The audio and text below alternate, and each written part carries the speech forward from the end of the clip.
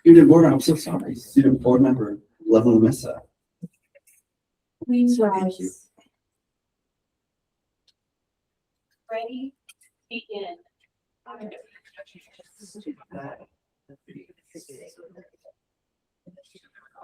For which it stands, one nation, under God, indivisible, with liberty and justice.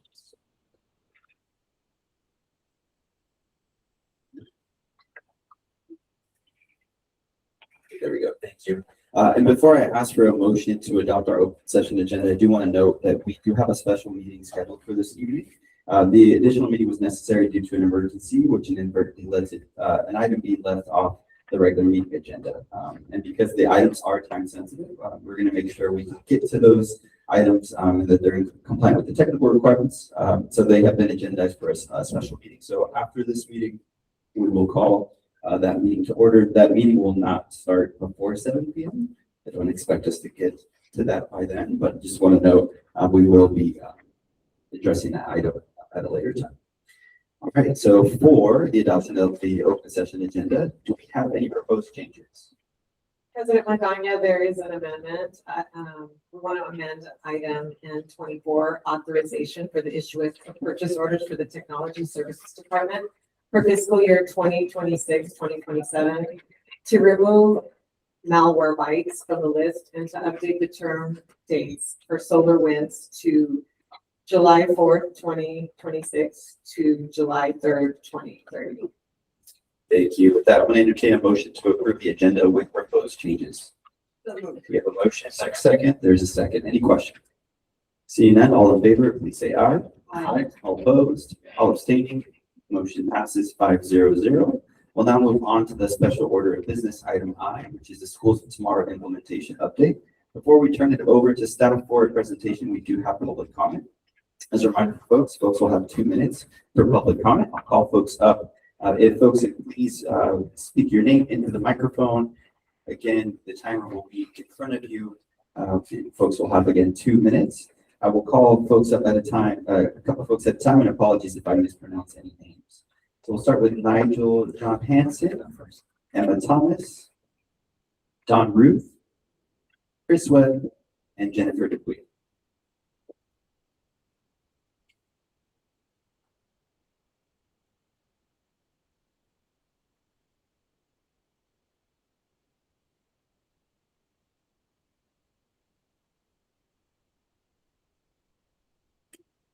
Yeah, you agree? You're good to go. Awesome. Thank you. All right, so before we hear about how smoothly the Schools of Tomorrow implementation is gone and is still going, many of us can tell you how poorly it's been going. Starting from an obviously slapped together PowerPoint presentation shown to the students on how their school is moving to another location with a level of explanation that was comical, and shown to students who, I hope, aren't very well versed in the world of PowerPoint yet. Beyond this, the support was seeming extremely clinical from the district. If not for the hard work and passion from the teachers and school staff, this would have been far worse than it already is.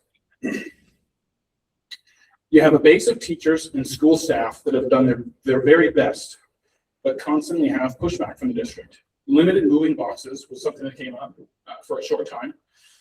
Teachers were only able to get a set amount, they had to argue for more.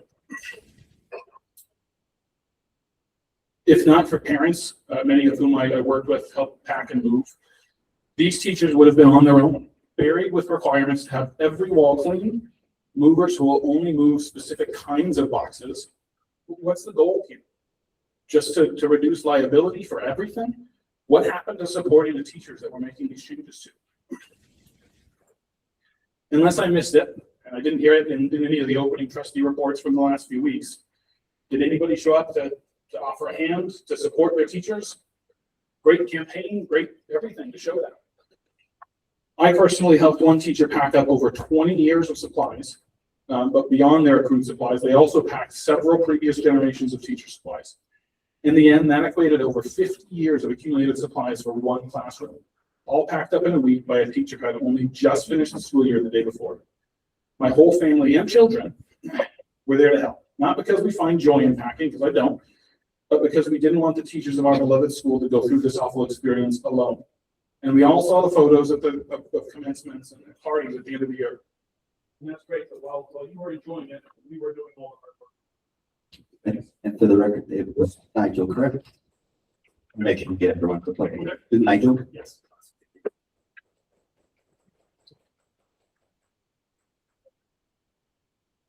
Good evening, my name is Emma Thomas, I'm from Black Rock. I want to reiterate the concern I emailed you all, that according to documents produced by the district last week, 468 of the 719 intra-district transfer requests submitted for this coming fall are still pending. That's well over half. As I mentioned in my email, over 50 students originating from closing campuses have pending applications for schools that have no wait list at any grade level, including schools that you would deem to be too small or set up to shrink, including Orcott and Hollander. I've now reviewed the data on a grade by grade level, and there's an additional 98 students that have pending transfer requests to schools where there should be capacity at their grade level. That's 150 already displaced students and families who are unnecessarily being left in limbo. And I fear that many will still not learn of their fate until after school commences in less than 6 weeks, meaning they will potentially have to experience 2 disruptions. I hope staff will provide an anticipated timeline for review and admittance of all of these students. Unfortunately, I'm afraid that we may instead hear excuses or a dismissal of my concerns. But these concerns arise from the district's own data that was produced through the Public Records Act. It took 6 weeks for me to get it, even though the law requires you to respond within 10 days. Something's broken here, so please help fix it. Public trust in public education depends on your attention and action. Thank you.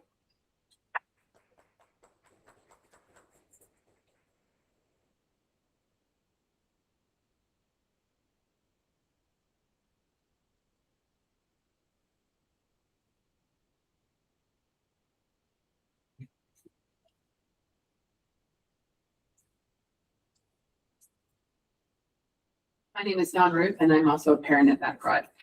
Recent research by Stanford University, which I have handed out to you, came out in May and published in June 11, suggests that school closures do not save school districts money.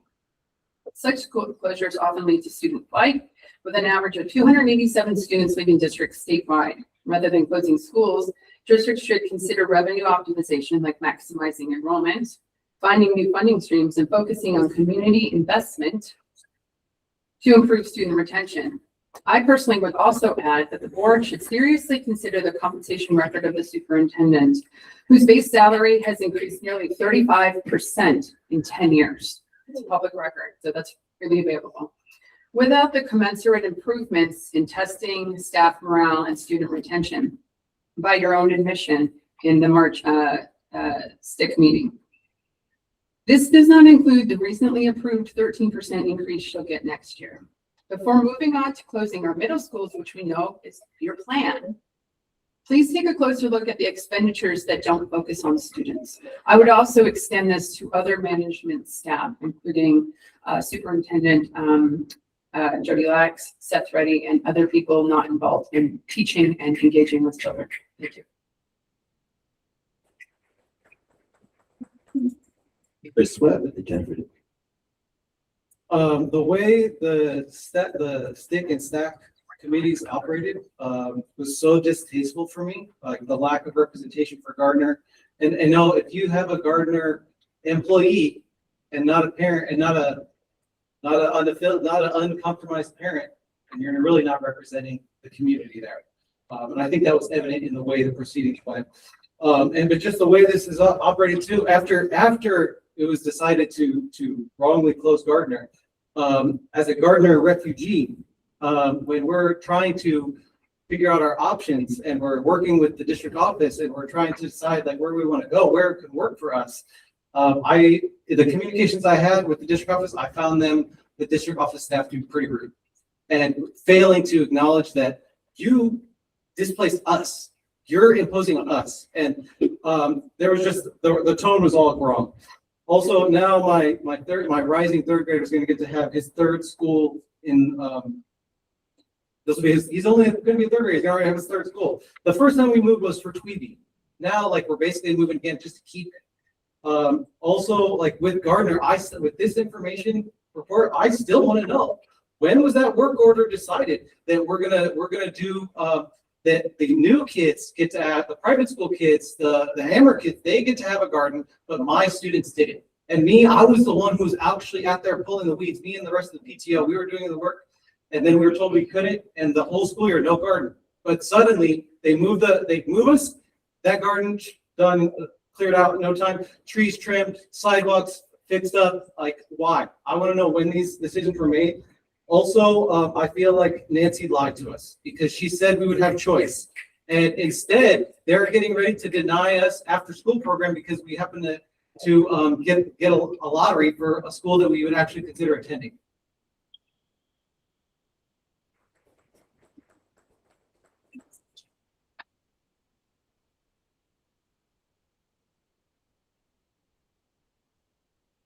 Jennifer, please. Thank you for putting this item on the agenda. I'm disappointed that it took 3 months and literally hundreds of requests for you to finally put the Schools of Tomorrow back on the agenda. We have been emailing, texting, attending town halls, and publicly asking you at every school board meeting for 3 months for these updates. I hope that when you give your informational update, that you go into real details, so we have a solid understanding of what exactly you're providing to help the receiving schools prepare for the massive influx of students. This includes sharing what projects and improvements will be accomplished before school starts, as well as timelines for projects that will be worked on during the school year. We also want clarity on what you're doing with the 5 campuses you evicted students from. Thank you. All right, so that does conclude our public comment specifically for item I1. What I'm going to do is turn it over to staff. I'm going to ask the board that we hold questions until the end of the presentation so that we can cover everything. And then we will reserve our time for a discussion at the end. Reminder for the public, this is an informational item, so it does not require any action.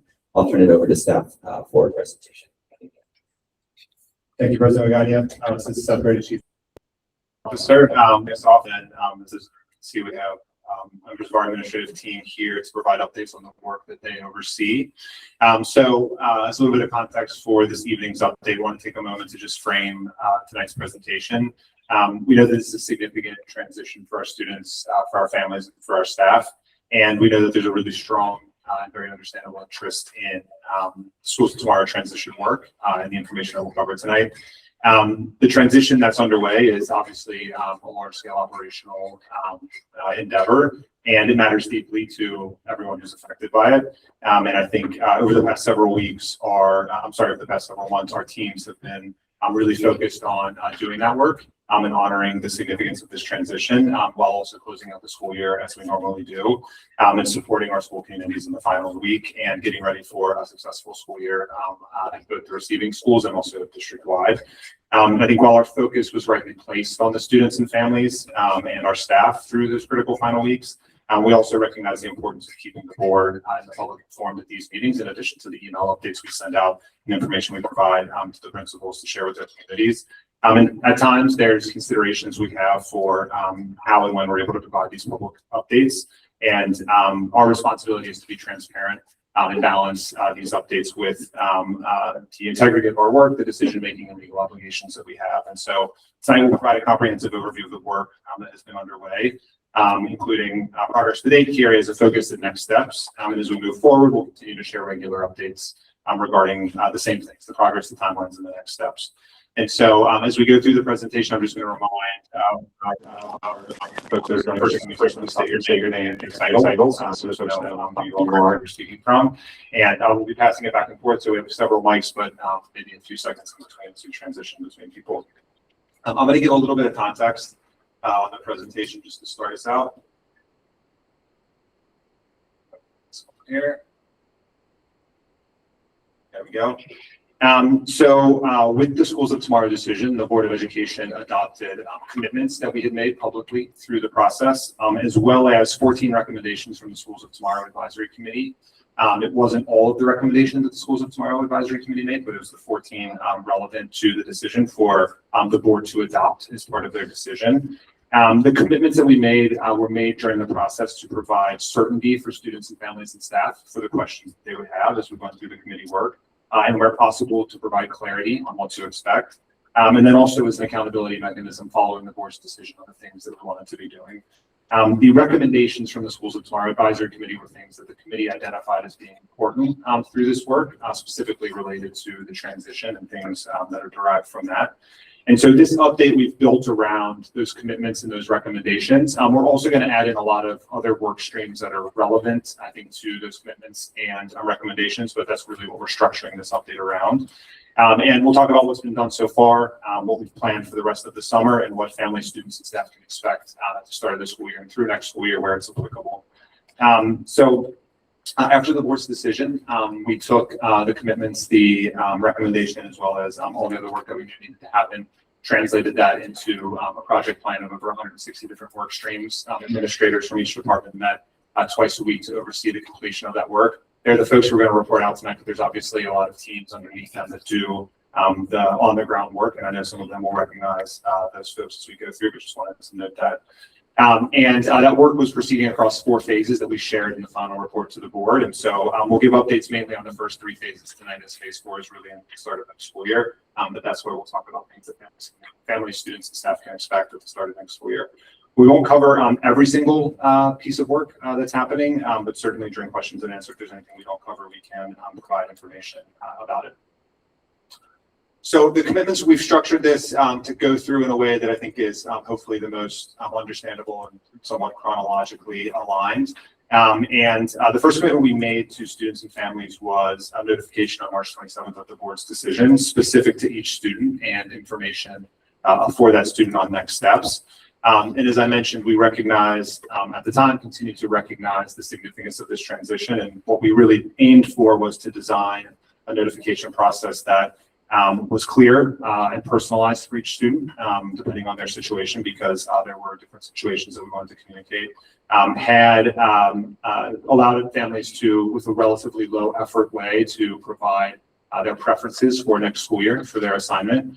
Had a way for us to track responses individually so we could follow up with families in a targeted manner, and allowed for phone call support from our enrollment center and student assignment teams for any families that needed to talk more in depth and not just fill out the survey. So the personalized communications went out on March 27th and provided each student with information about the school that they were assigned to by default, a survey again for them to complete to either confirm their attendance at the assigned school or request another program. And then if they qualified, information about transportation and how to sign up. All students with IEPs across the affected students received additional information that was relevant to special education, and then students in our special day class program received a tailored communication as well and did not have to complete a survey given the specialized nature of their program. The deadline for families to respond was April 17th, and our enrollment center and student assignment teams managed questions from folks via email and over the phone. And also were able to fill out the survey on behalf of families and provide support in a language other than English and Spanish if there was any need for that. So I'm going to turn it over to Ben to walk us through a few other pieces of that. Thanks so much, Seth. This is Ben Spielberg, our Manager of Strategic Projects. As Seth mentioned earlier, we know that the transition to a new school community or to a new campus is a really significant one for families. And while we worked really hard to make sure that digital communication that Seth mentioned was easily accessible, we believe it's an efficient and effective way to communicate. We also wanted to make sure that we did additional follow-up with families outside of just Parent Square to make sure that they had every opportunity to let us know their preferences by that deadline of April 17th. And we began following up with families centrally via our student assignment and enrollment teams who hadn't had the opportunity to fill out the survey yet on April 6th. That team made over 700 calls to families during that time to check in with them, offer them personalized assistance, help them complete the survey, answer any questions that they might have. And I really want to thank our Director of Student Operations, Jill Case, Lourdes Esparza, Laura Garcia, and their team for the work they did during that time in building personal connections with the families and walking them through the process. I think it's reflective of the work that they do in general around families who are looking to enroll or thinking about placement in the district. And in addition to making those 700 calls, every family that they weren't able to get a hold of, and in addition to the Parent Square reminders that we were sending out to families who we knew hadn't completed the survey, they'd also follow up with personal emails. By the end of that process on April 17th on the deadline, we had a total of over 1,300 students from our closing and relocating schools who had been attending our closing and relocating schools who received that survey. And 90% of them, we received the preferences from them by that deadline, or over 1,170 of those students. And I'll talk a little bit more about the results of that process in a little bit. I first also want to thank Chris Metcalf, our Director of Special Education, and the special education team for the individualized support that they provided to families that is consistent with the resolution that the board approved and that Seth mentioned, and the commitment or the adopted recommendation that was made there to provide tailored transitional support to our students in SDC programs and their families. And so I'll turn it over to Chris to talk a little bit about what that looked like. Chris Metcalf, Director of Special Education for San Jose Unified School District. The Schools of Tomorrow Advisory Committee made a recommendation that the Board of Education adopted to provide a tailored transition support for students in special day class programs and their families who have to transition to a new campus. This support included a single point person other than the student's case manager at their school for each family that they can answer questions about the upcoming transition and coordinate support for the student and family during the transition. I want to give you an update on the work that was done to fulfill that recommendation. Each student in the STC programs at Canellis, Terrell, and Old Elementary was contacted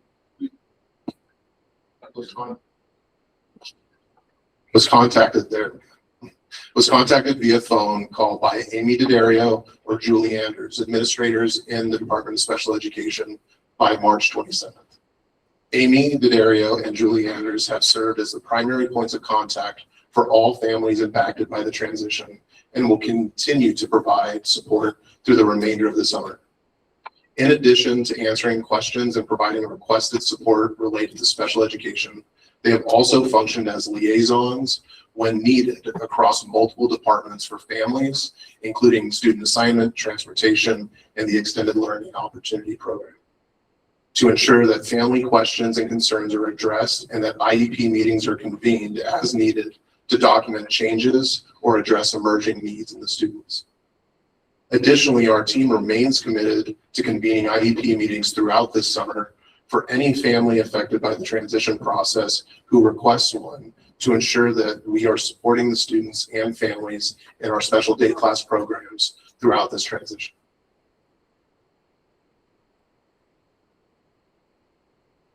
So as you know, one of our commitments during the process of after we got the requests in and kind of looked at what families wanted was to give priority to families who requested an intra-district transfer who were from a closing or a relocating school.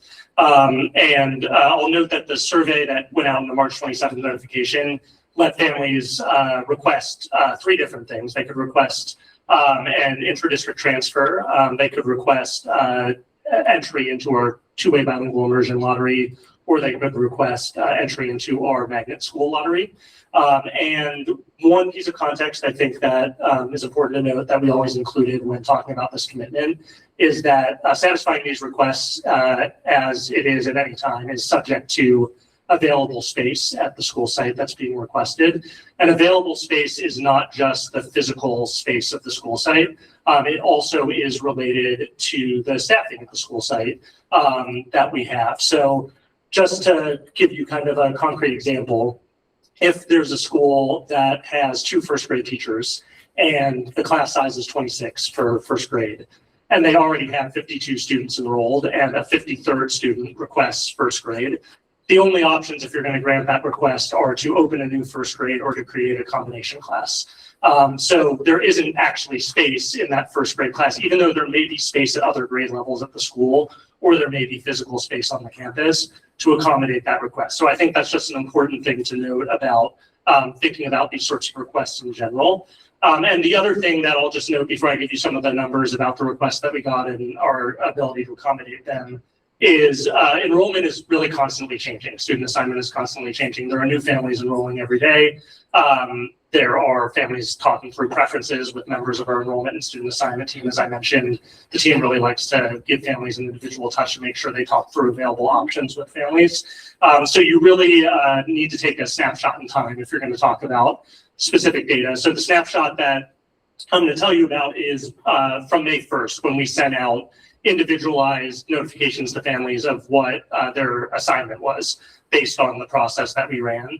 So this data is from that May 1st date when we sent that notification out to families. And as I noted before, the data that I'm going to give you is specific to students who were attending, closing, or receiving schools during 25-26. So if a student was in the neighborhood of a closing school and that's their school boundary, but they had never actually attended that school, they're not included in that data. We're focusing on students who were attending the closing or the relocating school during this past school year.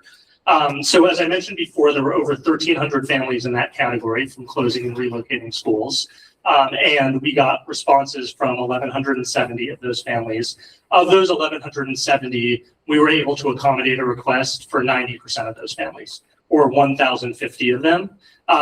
I will note that of that 1,170, 66% of those requested and affirmatively said, I want to go to my assigned receiving school or to my new campus if I'm relocating. So again, 66% of those families that we heard from said they want to go where they were assigned.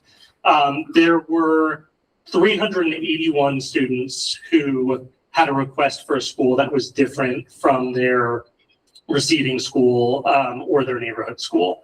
And of those 381, 69% of them, or 263, had a request accommodated. So there were 118 students who did not get one of their requests accommodated.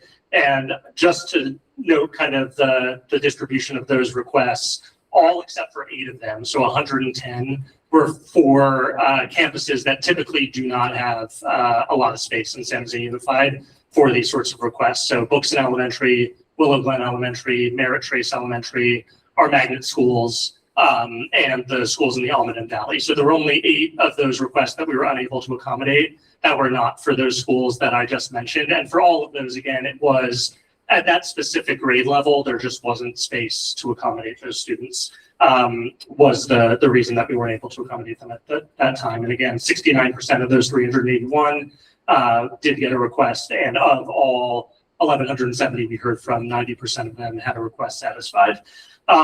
As I mentioned earlier, the notification to these families went out on May 1st. It was individualized again with information about their assignment. If the request we weren't able to accommodate at that time, if they were requesting one of our special programs, what waitlist information might look like for those special programs. If they were requesting an intra-district transfer, the fact that we would be reevaluating space, we don't do wait lists for intra-district transfers. The wait lists are for neighborhood school and for special programs. But again, they got information about how can you continue to get information about your assignment and how will we continue to look at space as time progresses. And I'll talk a little bit more on the next slide just about that continues to kind of be what our enrollment and our student assignment teams do, as they do in general in a typical year for other sorts of requests. But again, these requests had priority in the process for looking at when does space become available and is there something that we can do for these families. And again, I just really want to thank Jill Case, Lourdes Esparza, Laura Garcia, the entire team in the student assignment and enrollment department, because I really do think they do a phenomenal job of following up with families. One example, again, just to give you some context for the type of thing that they'll do. If a space opens up and a family has 2 students and they're requesting both students go to the same school, and one of them there is space to accommodate them and the other one there isn't, they'll often call the family and say, hey, we can get you in for one of the students to the school that you're requesting, but the other student, there isn't space for them at this time. What do you want to do? Do you want to keep the request open for the other student and have the students maybe potentially start school at different sites? Or is that a request that, you want to just keep them at the same site that we know both of them have space at? And we'll talk through with the family. If the family has questions about different options, we'll talk through it with them. I really think they do a phenomenal job of talking through what's possible with our families. And so just really want to thank them. And the last thing that I want to note is if there are families who are listening to this who still have questions about their process, my guess is that they've already talked to somebody in our student assignment or enrollment teams about where that process is. But I really encourage them to reach out. They should have the number in their email. They can always look it up on the website. But that team is always here to support and to talk through what's available with our families. And with that, I'll turn it back over to Seth. Great, thank you. So we talked about the commitments to students and families on the student assignment transitions. Now I'm just going to talk a little bit about the same for employees. And so just like for our students, families, this transition for many of our staff as well. And our goal was to collaborate with each of our employee groups to develop a process that gave employees certainty about their employment status for next school year or for this coming school year. And to also provide clarity on what the process was for their specific position. And throughout the process, treated them as professionals and valued the work that they did. And so we were able to collaborate on agreements with each of our employee groups, AFSCME, CSEA, and SJTA, as well as our administrators, really centered on those goals prior to the board's decision. For if the board did make a decision, that it would be we would be ready to go. And as you know, the first commitment that each of those agreements enshrined was to ensure that anyone who was affected by this would have employment with Centers Unified, not just for next year, but for a position that they moved into that would then be their permanent position until they chose to leave it through all the ways that people might leave a position through promotion or something else. So I'm going to turn it over to Director of Human Resources, Peter Park, to walk us through the details of how those transitions went. Thank you, Seth. Good evening, everyone. My name is Peter Park. I serve as the Director of Human Resources. Following the board's decision on March 26, we worked with each of the employee groups for a agreed upon transition process and the affected employees in March and then through April, with the commitment that all employees will be notified about their new assignment by May 1st. The process for employees represented by San Jose Teachers Association was relatively straightforward. Classroom teachers moved with their students to their new school. Specialized personnel, such as school psychologists, counselors, speech language pathologists, were assigned using the standard procedures outlined in the collective bargaining agreement of San Jose Teachers Association. Affected employees represented by AFSCME included student nutrition workers, custodians, technology service coordinators. These employees were reassigned by seniority to positions in their same job classifications. For employees represented by the CSEA, a 2-day bidding meeting was held on April 15th and 16th. Day 1 consisted of bidding by job class seniority, and day 2 by district seniority. 13 CSEA employees were moved to a new job classification out of the 116 CSEA employees that were affected. The 13 CSEA employees who were moved to a new job classification were put on a 63-month list and will be offered to return to their new job, previous job classification as positions become available pursuant to our agreement with CSEA. In fact, out of the 13 employees who were placed into the new job classification, 3 of them have already returned to their previous job classification through this process. Moreover, 6 out of the 13 employees declined to return to their previous job classification when offered, and instead stayed in the assignment that they chose through the bidding process. Also, following through with their commitments, employees who had changed their job classification were moved to the appropriate salary placement in their new assignment so that there was no reduction of annual pay. Furthermore, all employees' displacement of job class retained their seniority in their new job classification. Finally, all employees were notified of their new assignment by May 1st deadline, with many being notified before that date. Moving forward, we'll continue to support employees that transition to their new work location or site. Thank you.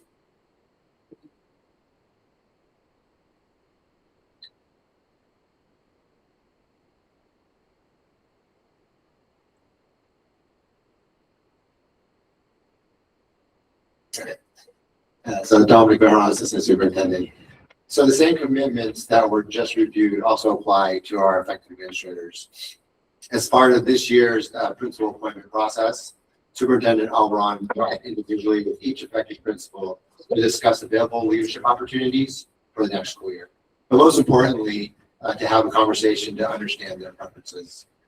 Throughout the process, we sought to balance individual interests with the needs of our students, schools, and district, while ensuring a thoughtful and transparent approach to leadership placement. The conversations with each principal, combined with an assessment of each school's unique needs and strengths of our leaders, informed our decision to implement a co-principal model at 3 schools. That's in Darling, Galarza, and Carson. This approach allows us to leverage the complementary experience and expertise of our leaders while providing strong, stable leadership during this period of transition. A successful co-principal model is built on 2 essential elements: trust and clarity. It establishes clear authority, communication, and accountability through defined roles, shared decision-making, and consistent messaging to staff and the community.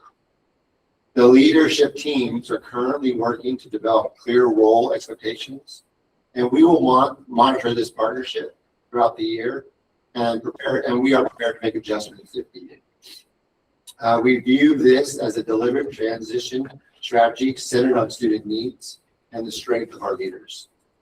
This approach honors the experience of our administrators, preserves trust within both school communities, and provides stability as schools move through this transition process. To communicate the decisions, both the superintendent and I met with each principal to inform them of their new assignment for the upcoming year. Of the 11 schools that were impacted by this consolidation, 6 principals remain in a principal role. 3 schools will be led through a co-principal model. 1 principal selected a high school assistant principal role to continue to build their leadership skills. And 1 principal accepted a leadership opportunity outside of San Jose Unified.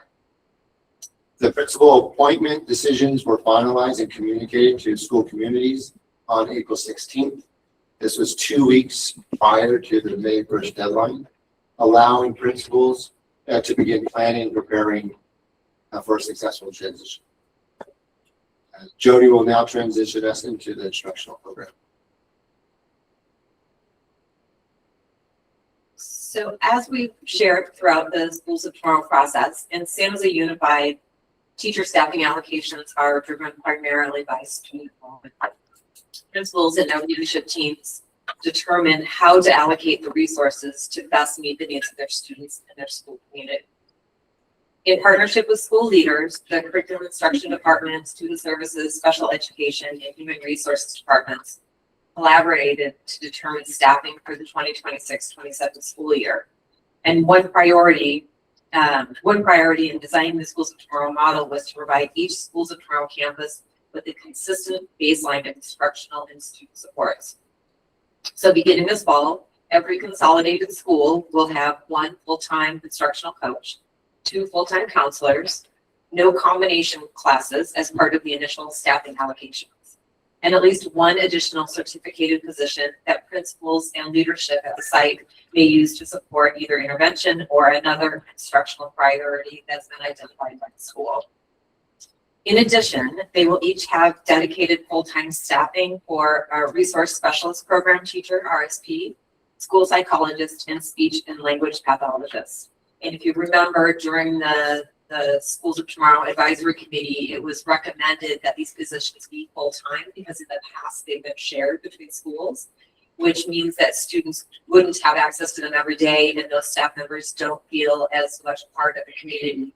So by ensuring that we have full-time positions at these schools, they're available for students every day, and the staff are a part of the school and are working collaboratively with the other staff members. What's important about this is that having the staff there provides that integrated support model for our students that we believe is most appropriate. In addition to this, the committee also recommended that staff provide guidance on combination class makeup. And while the goal is really to reduce or eliminate whenever possible combination classes, we did create guidance and shared it with our principals in the spring to really explain what grade levels are the most appropriate based on the Common Core standards and our instructional models.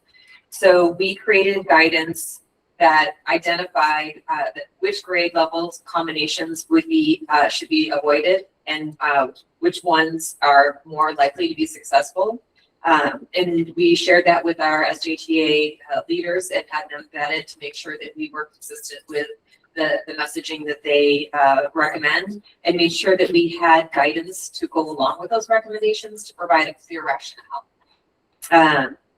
So now we're going to move into explaining what's actually happened at each of these schools. So Ann Darling campus in the fall will be a combination of the Empire Gardens and Ann Darling community.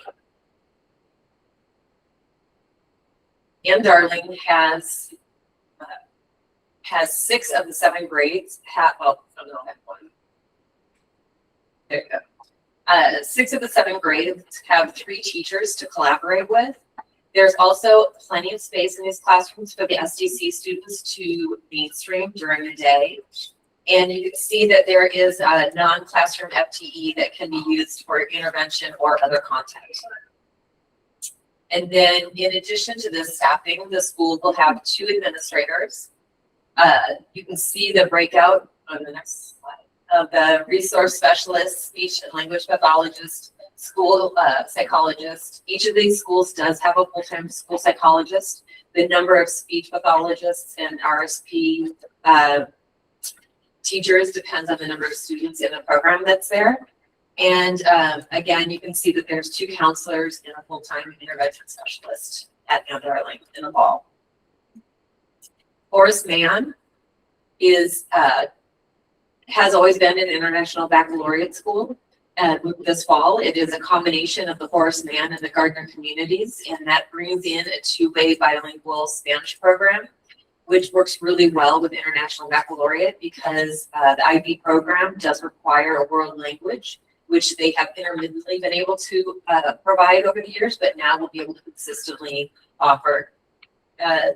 Horace Mann does have at least 4 teachers at each grade level. It is a combination of 2-way and structured English immersion, or SEI.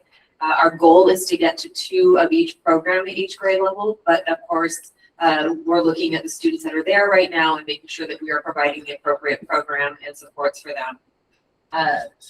There's also at least, let's see, what do they have for their FTE? They have additional non-classroom FTE that they are also able to use for intervention or other content. And then at Horace Mann, there are 2 administrators. That says 1.5. That is correct. We have 1.5 instructional coaches at Horace Mann. And then again, there's a variety of resource supports, speech and language pathologists, school psychologists, and again, 2 counselors. Washington Elementary is our ALA school, which is Academic Language Acquisition. This is a program that's intended to support students in a transitional language model, meaning that they're coming in fluent in Spanish with not as much fluency in English. And so they're learning the content in their primary language as they grow their English skills. Washington is a combination now of the Lowell and the Washington communities. They have, again, at least 2 teachers at each grade level. It's really 3 for most grade levels. TK is one of those grades that it's a little bit harder to determine how many kids are going to show up in the neighborhood. So they have 2 at that level. They also have 3 non-classroom FTE, or 3 positions that can be used for intervention or other content, depending on the needs of the school. And I have not called it out, but on each of these slides, you can see that there have been 0 combination classes at these schools. At Washington, we have 2 administrators, 2 counselors, 2 speech pathologists. This one has actually a 0.8 school psychologist and 2 resource specialists, and then 1 full-time instructional coach. At Ernesto Galarza, this is the combining of the Canoas Elementary and the Ernesto Galarza community. They have at least 3 classes at each grade level. They have no combination classes, and they have 3 non-classroom FTE that can be used for intervention or other content as required or desired by the school community and the leadership. They again have a wide range of full-time positions.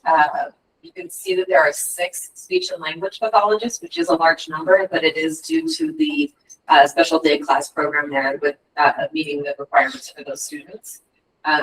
They have 3 administrators at that school because of the number and because of the students that are at that school. And then Rachel Carson in the fall will be a combination of the Rachel Carson and Terrell communities. We have 3 or 4 teachers at every grade level except for 3rd grade where there's 2. So the teachers have someone to collaborate with. We also have, again, no combination classes, and we have 1 FTE that's available for intervention or other content as desired. Rachel Carson has 2 counselors, an instructional coach, and 2 administrators. And again, there's a full-time school psychologist, 2 RSP, and then 2 speech and language that again are there because primarily the needs of the special ed classrooms. So you can see that it's somewhat consistent. There's some varieties based on the enrollment in the community, but the schools have done a really good job of managing the use of the staffing resource to ensure that there are no combination classes and that our teachers have someone to collaborate with. With that, I will pass it over to Rachel Powell. Good evening. My name is Rachel Powell. I'm the Director of Elementary Human Instruction.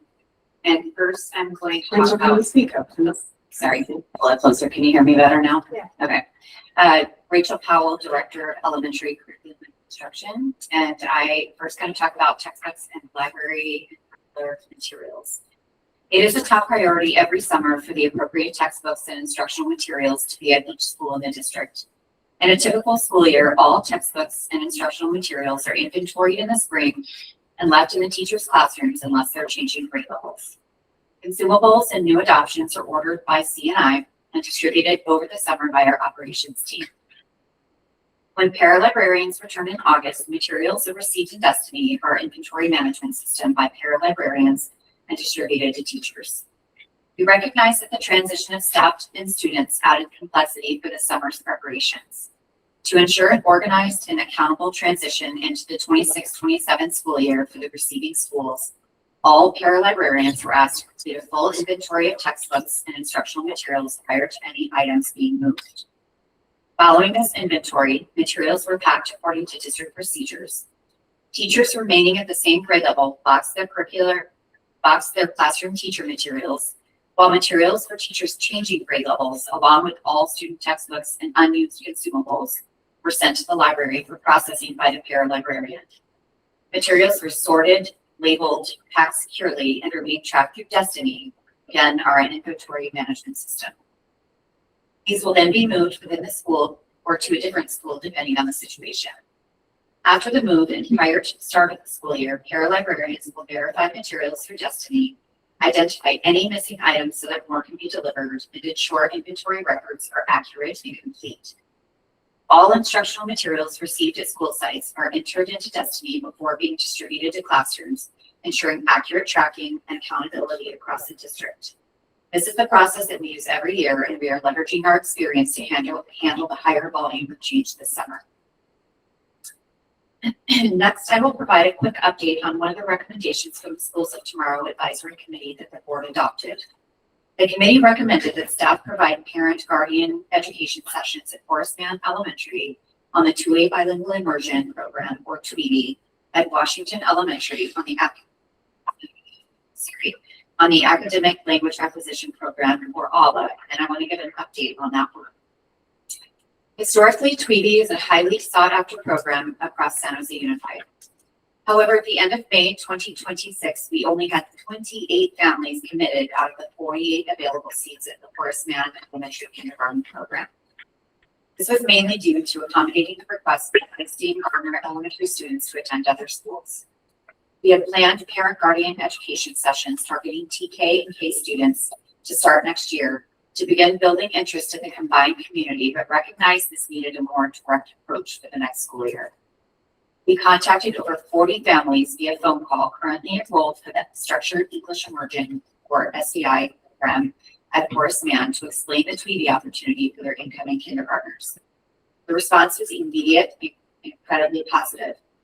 Thanks to this outreach, I'm happy to report that as of today, 45 of our 48 seats are slated to be filled, and we are fully confident we will hit our capacity of 48 by the first day of school on August 7th.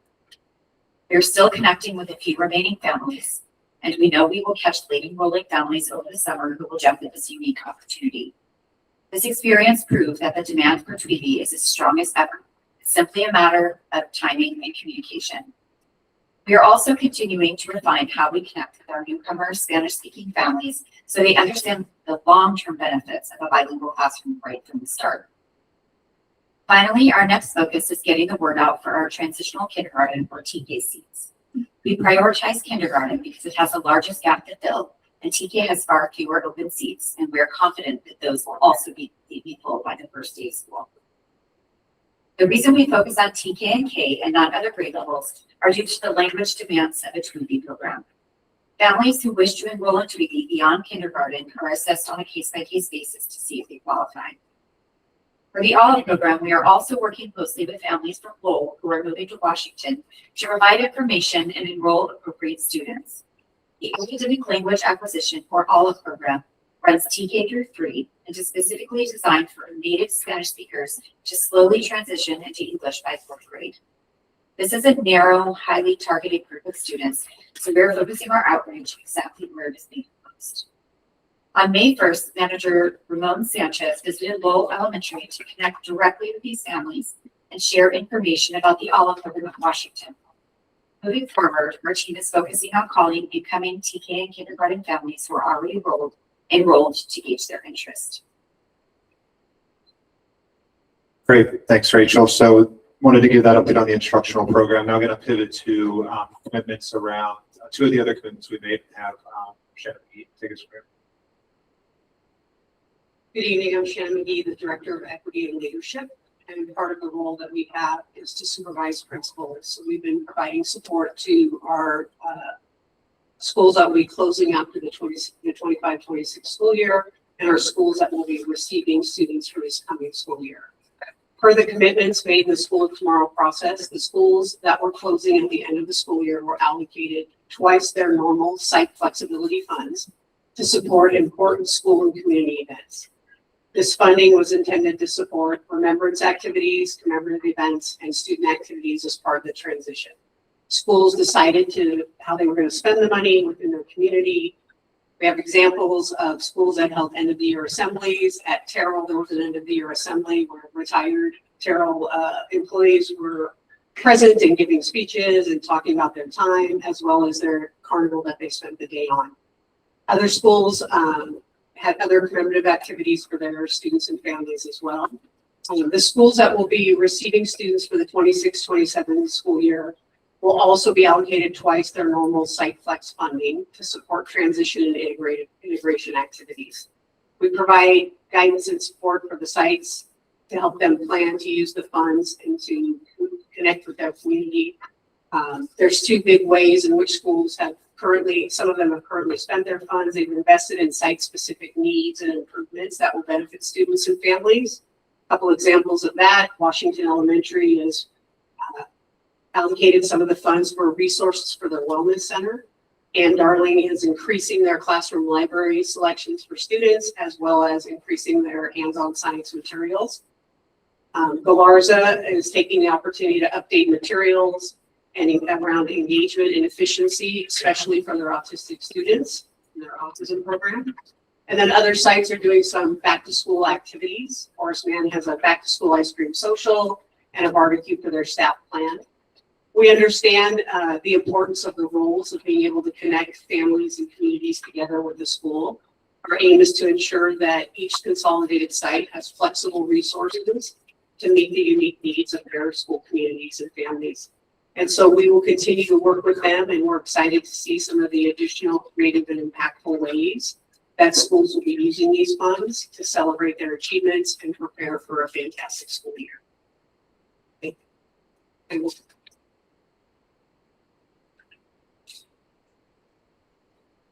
Hi, I'm Lori Gustafson, Director of Management, Performance and Accountability. I'm going to speak on tours at receiving schools. The tours took place at the receiving schools in April and May. Terrell families were invited to Carson on April 30th and May 13th.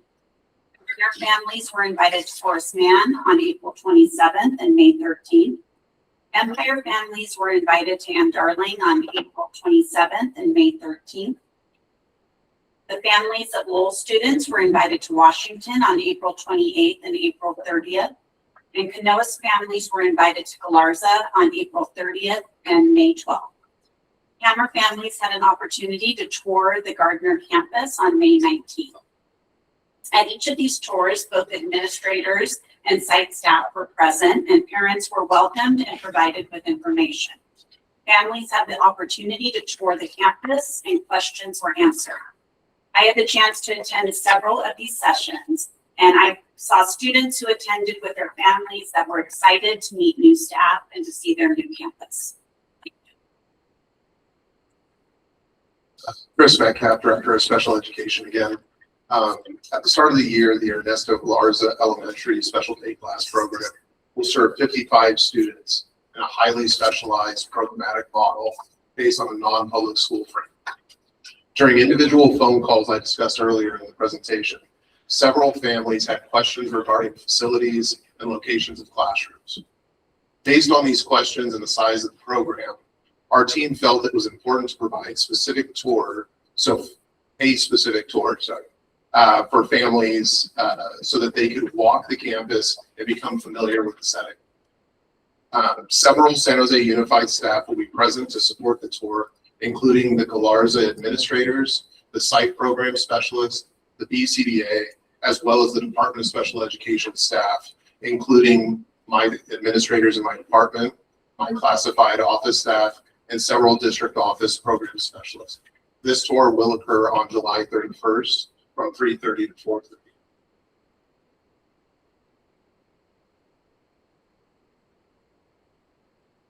Good evening. I am Esme Bautista, the Director of Communications and Engagement. To complement the in-person school tours, our communications department produced 5 day-in-the-life school tours featuring our receiving schools. Working in partnership with our school administrators, we developed videos that highlighted classrooms, learning environments, student experiences, campus amenities, and school culture. The videos were shared with impacted families via Parent Square and promoted on district and social media channels. These videos provided families with an additional opportunity to become familiar with their receiving school, particularly for those who were unable to attend an in-person tour. By offering a virtual look inside each campus, we expanded access to information and help students and families feel more informed and connected as they prepare for the start of the upcoming school year. And now we're going to watch a student-led video at Portsmouth Elementary. In the 4th grade, and this is a day in my life at Portsmouth Elementary. Every morning when I get to school, I feel really happy because our principal, Mr. Gonzalez, is at the gate giving high fives and saying hi. When we walk in, there's always someone smiling and saying good morning. It makes our school feel really friendly. In class, we learn lots of things, like reading, math, science, and writing. Miss Bummer helps us when we get stuck and makes learning fun. She always wants us to try our best. My favorite subject is reading because I love to get lost in fictional stories. Sometimes we read in small groups. I like it because we can help each other. Recess is one of my favorite parts of the day. We get to run around, play games, and hang out with our friends. Something I usually play choose from. The library is a really cool place at our school. There are so many books to choose from, and it's a nice and quiet place to read and a bag. If you don't know what book to pick, Miss Corsick is always there to help you find a good one. At lunch, we get to relax and talk with our friends. Sometimes we laugh, tell stories, and just hang out. My favorite is when it's pizza, nacho, and salad, our Friday lunch. At Horace Mann, there are lots of people who help us, like our counselors and nurses, making sure everyone feels safe, included, and cared for. One thing that makes our school really special is that we are an IB school. Next year, we're also going to have a two-way bilingual immersion program. That means we get to learn in different ways and learn from each other. We also have after-school programs like Block and ACES. My mom says it helps me learn more, but I like it because we can do fun things like sports and study projects. At the end of the day, I feel excited about what happened. Hello students, my name is Mr. Gonzalez. I am the principal of Horace Mann. I am so excited about you joining our community. Next school year, we look forward to a great year of learning, growth, and fun. So have a great summer and we'll see you soon in the fall. Thanks for spending the day with me at Horace Mann Elementary. Can't wait to meet you. See you soon.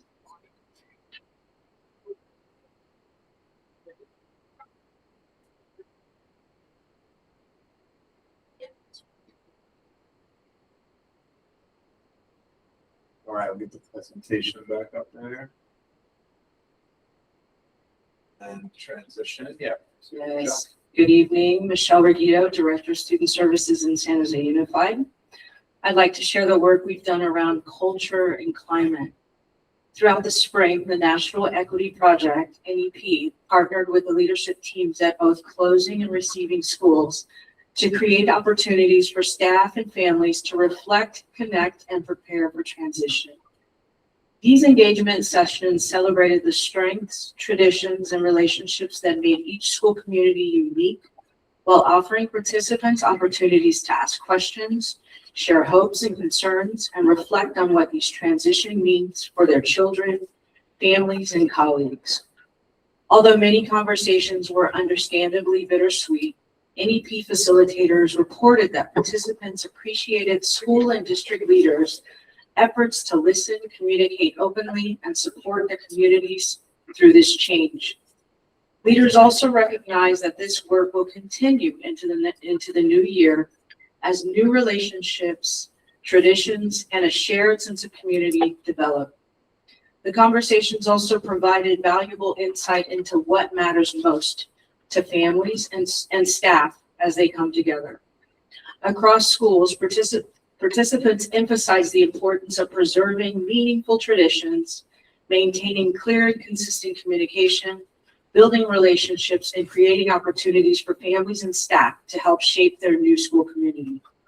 These themes are now informing the work of each receiving school as leaders make decisions about communication, family engagement, staff collaboration, and the school's year opening. To support our school's consolidation efforts, the Student Services Department also developed a comprehensive bank of lessons and activities for schools to use throughout the transition process. These resources were organized into 4 key areas: supporting students and staff, creating tangible memories, honoring school communities, and fostering meaningful gatherings. A primary focus was helping students and staff process the wide range of emotions that often occur with change. Activities provided opportunities to express feelings such as anxiety, stress, hope, excitement, and anticipation. Examples included reflection exercises, farewell activities, gratitude projects, and opportunities for students and staff to recognize and appreciate one another through thank you notes, gratitude jars, and messages of appreciation. Additional supports included letter writing activities to future school communities, social stories designed for our more vulnerable students, and reflection tools that helped individuals acknowledge what they would miss while also looking forward to new opportunities. To help preserve important memories, schools were provided with resources and guidance for creating time capsules and commemorative memorabilia. Family Engagement also held a webinar in English and Spanish for families of students transitioning to a new school. Through these resources, our goal was to ensure that students that supported, heard, and connected as they navigated this important change together. A student field day was held for all affected K through 4th grade students after receiving school's help to begin building relationships with students and staff. We contracted with a company called the Go Game. They provided the staff with the games, TK through 1st grade in the morning, and then 2nd through 4th grade in the afternoon. At the Washington Field Day, we saw students in mixed groups having a blast and making new friends with their school. we're going to play a video for you of all of our closing and receiving schools participating in this field day.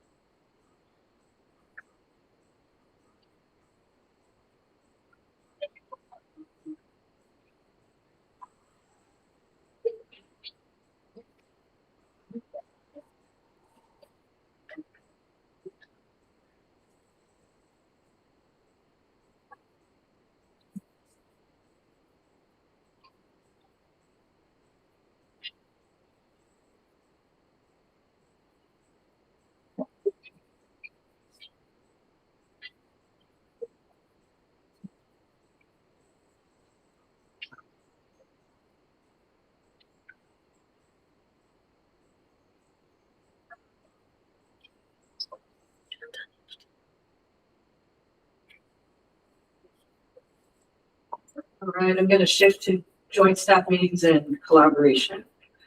On April 2nd, we brought leadership teams from the closing and receiving schools together for the first time. Although staff members were understandably initially confused, as the meeting and discussions progressed, we saw early stages of building connections and community. On June 2nd, 39 staff from San Jose Unified Consolidated Schools came together for an engaging and collaborative work session focusing on shaping the culture of learning. The goal was to create warm, welcoming, and inclusive environments where all students could feel connected, supported, and successful from the first day of school. Throughout the day, the teams reflected on their core values and worked together to develop a shared vision for their school. Some schools created new slogans, while others refined existing ones to better reflect the needs and strengths of their new school communities. The teams also collaborated to develop school-wide behavior expectation matrices for all campus locations, designed a unified staff recognition system, and created lesson plans to explicitly teach expectations during the first week of school. And now I'll transition it back to Lori. Thank you. So I'm going to speak about the transition with the National Equity Project. So as we move into the next year, the work now shifts to supporting the integration of school communities. The National Equity Project is partnering with receiving school leaders as they establish routines, communication practices, and collaborative structures needed to successfully bring two school communities together. The focus is on supporting site leaders as they build the leadership practices and systems that will help students, families, and staff experience a unified school community. The next phase of work includes supporting school leaders to develop shared leadership structures and establish consistent messaging, create agreements that support effective collaboration during the opening months of school, establish processes for collecting, tracking, and responding to questions from staff and families as new communities come together, develop shared expectations for how the school community will work together, communicate, and support students and families, and to create meaningful opportunities for staff and families to participate in shaping the new school community. Each receiving school is also establishing transition committees composed of parents and staff from both communities. These teams will work alongside school leaders to plan welcoming activities, strengthen relationships, identify emerging needs, and support a strong start to the school year. They will also help create ongoing opportunities for staff and families to share feedback as each school community continues to grow. The goal of all of this work is to help students, staff, and families see themselves as part of one school community from the first day of school. While August marks an important milestone, school leaders know that building trust, establishing traditions, and strengthening relationships will continue throughout the year. The National Equity Project will continue to coach school leaders as they create the conditions for strong, connected school communities. Great, thank you. We'll go to the next slide here. I'm going to transition to one of the other commitments around transportation. So I should have mentioned at the start, Director Jill Case, who oversees our student operational services team, including transportation, wanted to be here tonight but couldn't. So I'm going to give the update on her behalf because of personal circumstances. So I'm going to try to give that with fidelity, but I'll be looking down at my notes a little bit to ensure I hit everything. So we spent a lot of time during this process talking about transportation, and the commitment that we made was that we would provide a bus option for students who lived outside the walk zone of their new school, from the closed school to the new school, for their entire elementary school career. And so thinking just about next year, though, we'll just focus on next year. There were 736 affected students who lived outside the walk zone of their newly assigned school that we offered transportation to with that March 27th notification. Of these, 146, or a little under 20%, requested transportation. So those students will receive transportation starting the first day of school. They've received a communication that's confirmed that we've received their request, that is being processed, and that no further steps are needed from them at this time. So for families that didn't request by the deadline or don't qualify for the commitment that we made, a communication also went out to the entire school community with how to apply for transportation still. And what we'll do is we'll prioritize families that did qualify but did not submit a request by the deadline, and put them on routes as space allows. It's possible that it's not by the first day of school, but as there's space, our team will put them on there. And then they'll also work with families who didn't qualify but who still requested it to put them on as well as their space on the routes. And we'll make every effort to route them as soon as possible. But again, requesting after the deadline may not be for the first day of school. Additionally, our transportation team in doing their work determined that we can open what we call a courtesy bus stop. It's sort of an antiquated term, but essentially just a bus route that is established at San Jose High for any students in that community who are going to Ann Darling, so that students don't need to walk over the highway overpass. We still do need families to apply because we need to know who's on the bus, but that route is set. It will be running the first day of school.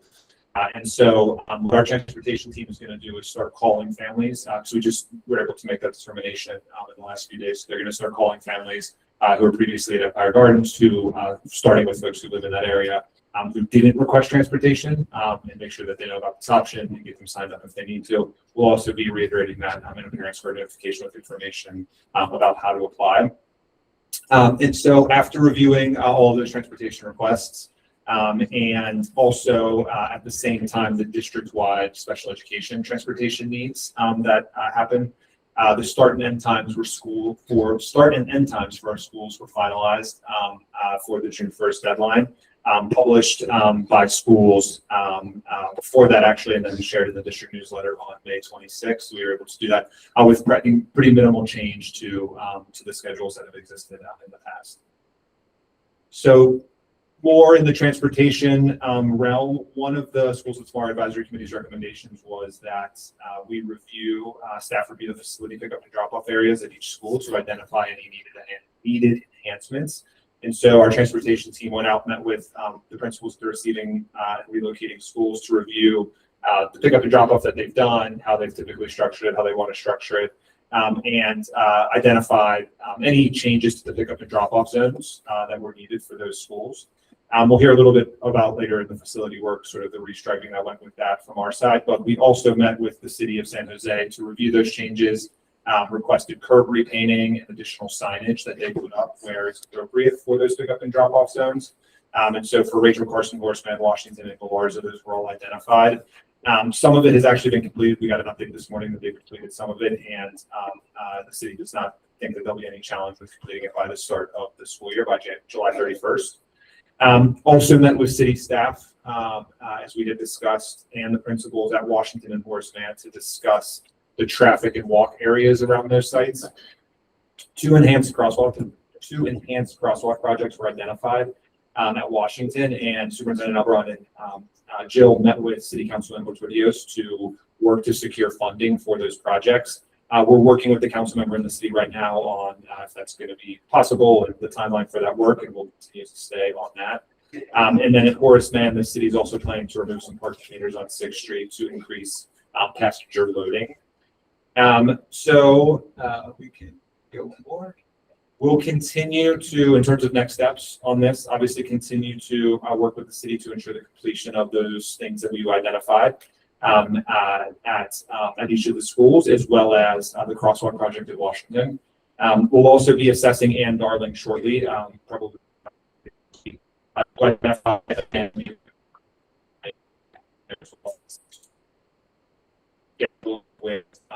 Disney.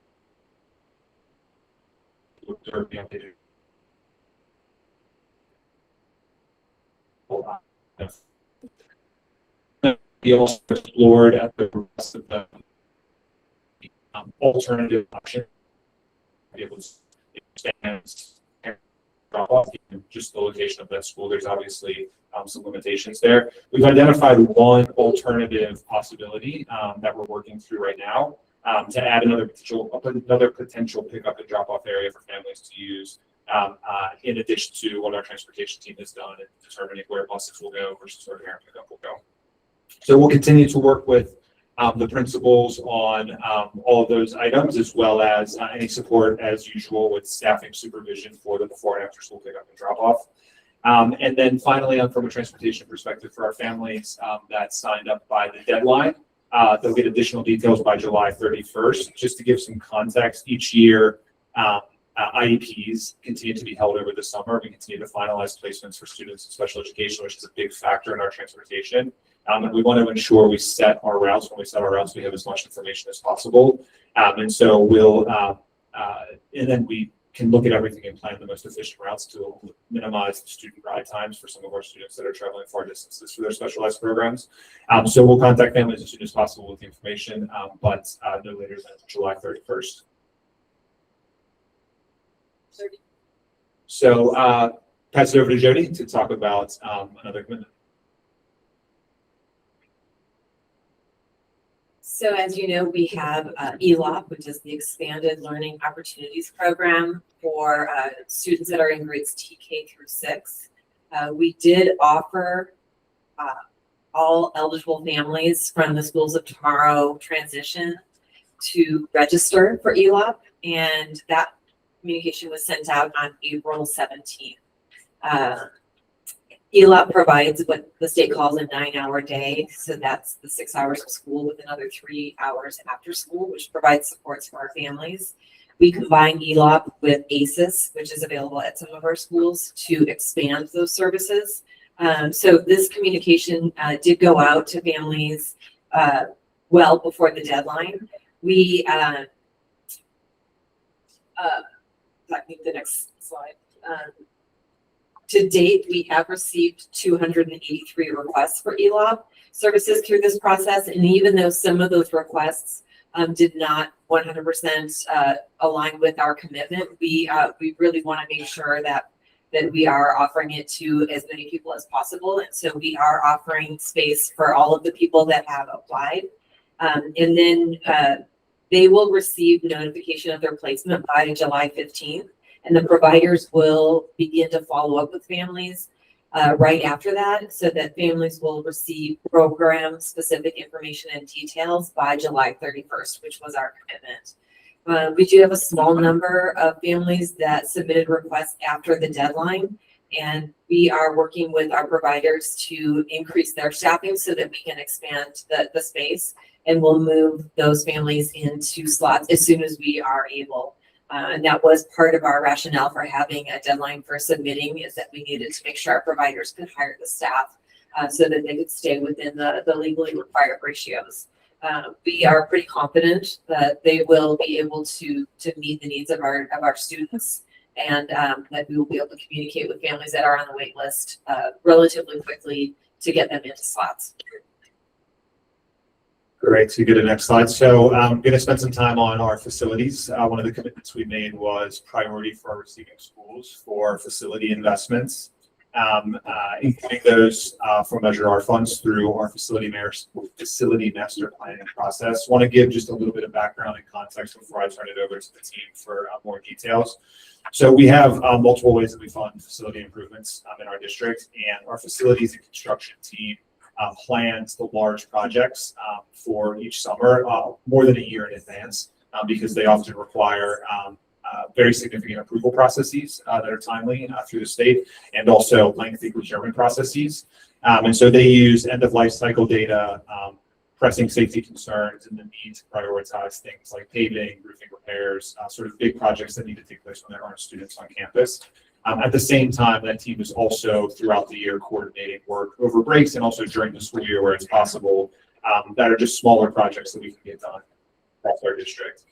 And as we've discussed in previous updates, Measure R offers an opportunity to take a different perspective on that, and a longer term perspective, and align the facility upgrades we make with our educational goals and our vision, and also to incorporate more student, staff, and community feedback as we look at how to implement the Measure R funds. And so this requires a significant amount of work up front to ensure that we set a transparent framework for how those projects will be prioritized and then carried out, and get input from those different people that I talked about, and then also take advantage of, and then when we do the work at a particular school, ensure that we take advantages of economies of scale, and instead of doing something piecemeal in a less efficient fashion, do all the work that can be done at once. The trade-off of this is that you have to spend some time up front doing a lot of analysis, needs assessment, and doing all that work to make the plan to ensure that thoughtful and strategic use of those funds. And so as we talked about in January when we gave an update on the facility master planning process, the team that's been working on that has done a lot of work, and I'll give you some updates at the end of this presentation on the next steps for how that works.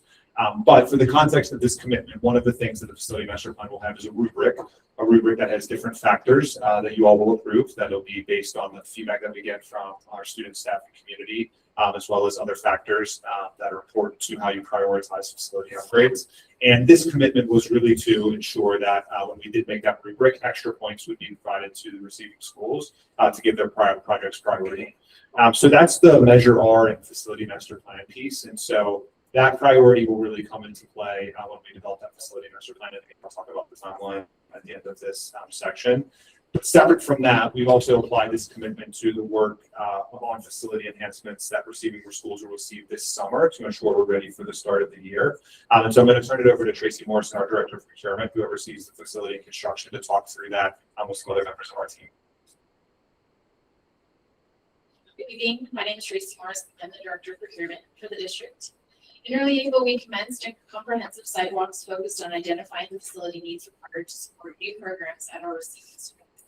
These walks were highly collaborative, frequently including campus principals alongside special education, operations, maintenance, grounds, technology. Tracy, can you please speak up? Can you hear me now? Okay. Transfer over. Good evening. My name is Tracy Morrison, and I'm the Director of Procurement for the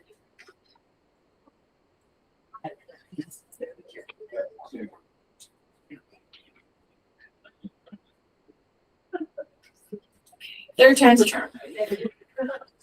Good evening. My name is Tracy Morrison, and I'm the Director of Procurement for the district. In early April, we commenced comprehensive sidewalks focused on identifying facility needs required to support new programs at our receiving schools. These walks were highly collaborative, frequently including campus principals alongside special education, operations, maintenance, grounds, technology, curriculum instruction, and the construction facilities departments. During these initial walks, we focused heavily on the scope of work for our special day classes, our transitional kindergarten class, in our transitional kindergarten classes based on the Schools of Tomorrow Advisory Committee's recommendations that the board adopted to ensure similar levels of facilities for these programs. We evaluated all available spaces to determine if any needed to be reclaimed from current tenants and subsequently initiated outreach with our facility partners, which we will discuss in a few slides.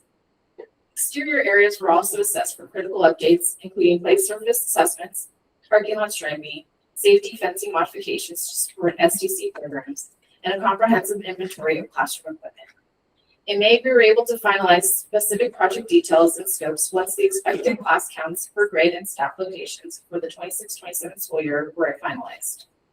Between April 7th and today, the construction department has maintained a rigorous on-site presence to ensure project readiness. Staff conducted 75 total campus visits with schools and district office staff and with contractors, including 16 visits to Rachel Carson, 14 to Ernesto Galarza, 11 to Grant, 10 to Ann Darling, 8 each to Gardner and Horseman, 5 to Washington, and 3 to Reed. These numbers reflect formal on-site visits only and do not include the countless coordination calls and meetings managed from our home base at the corporation yard.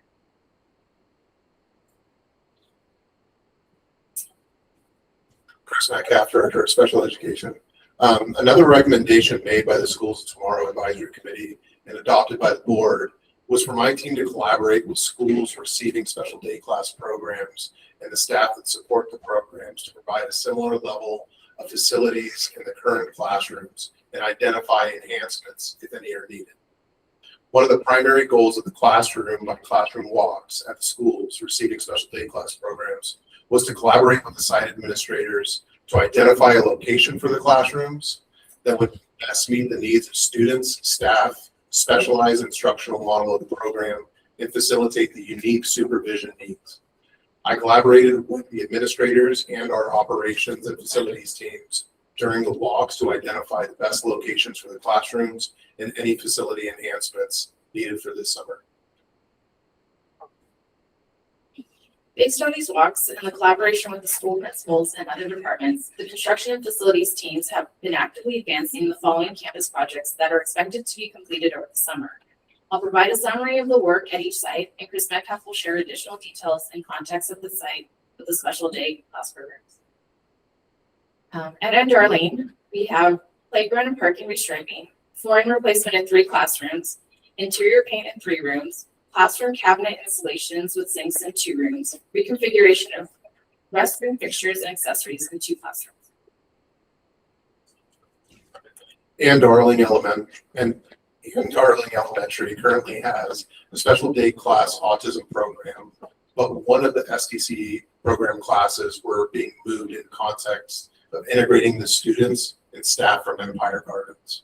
These enhancements will ensure that we have the age-appropriate restroom facilities to support the students in the SDC autism program, lower grades at the school.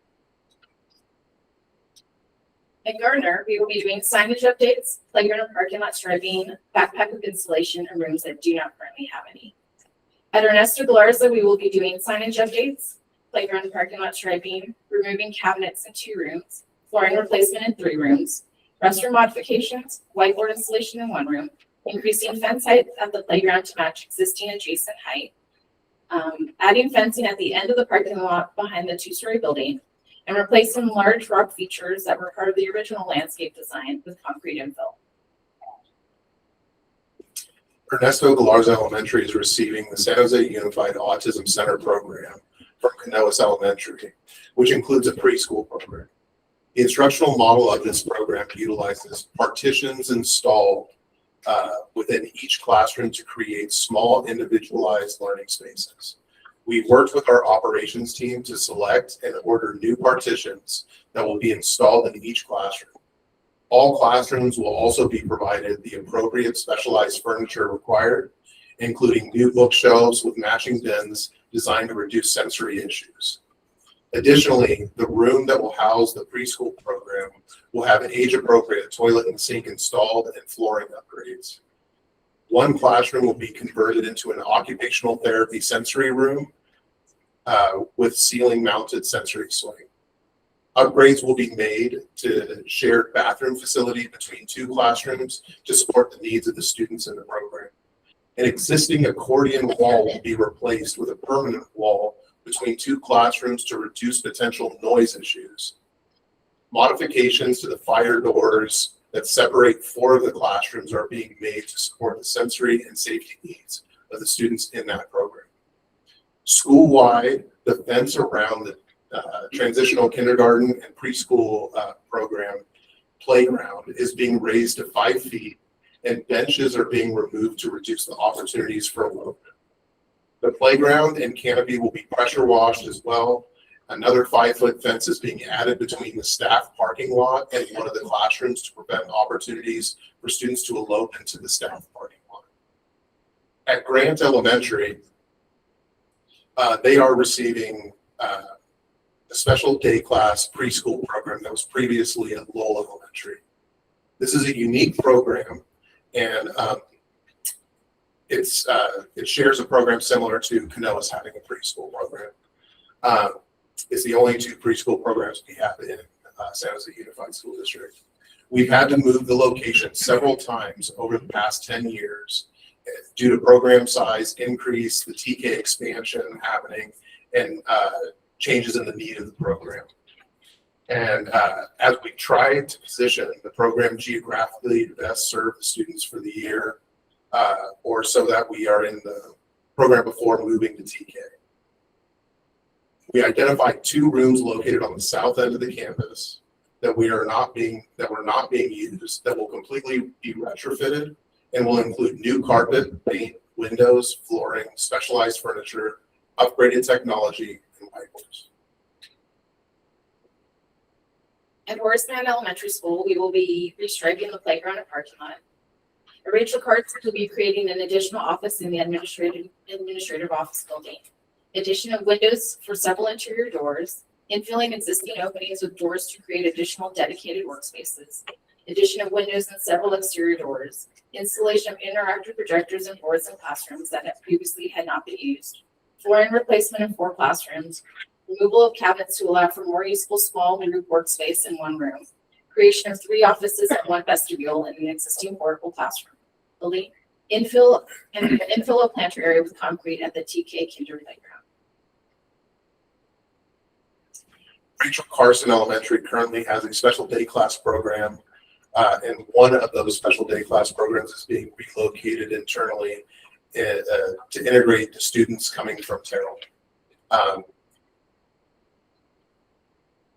For this classroom, we are replacing the flooring and installing age-appropriate sinks and toilets.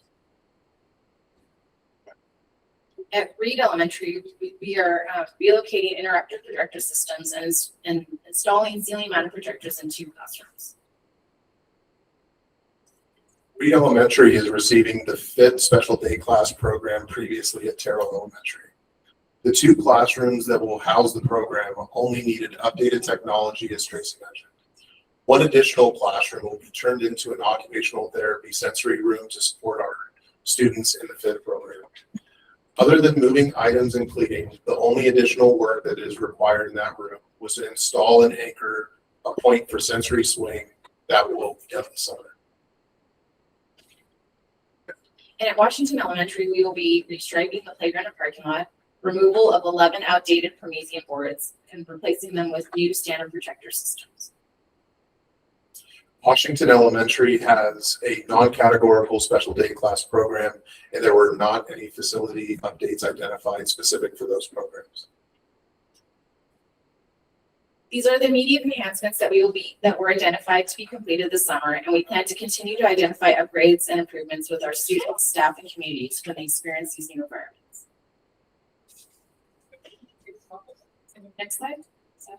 No, we're gonna, sorry, we can go back to that. We're gonna just have our operations and technology team share some of the work that they're doing from the sidewalks. Okay.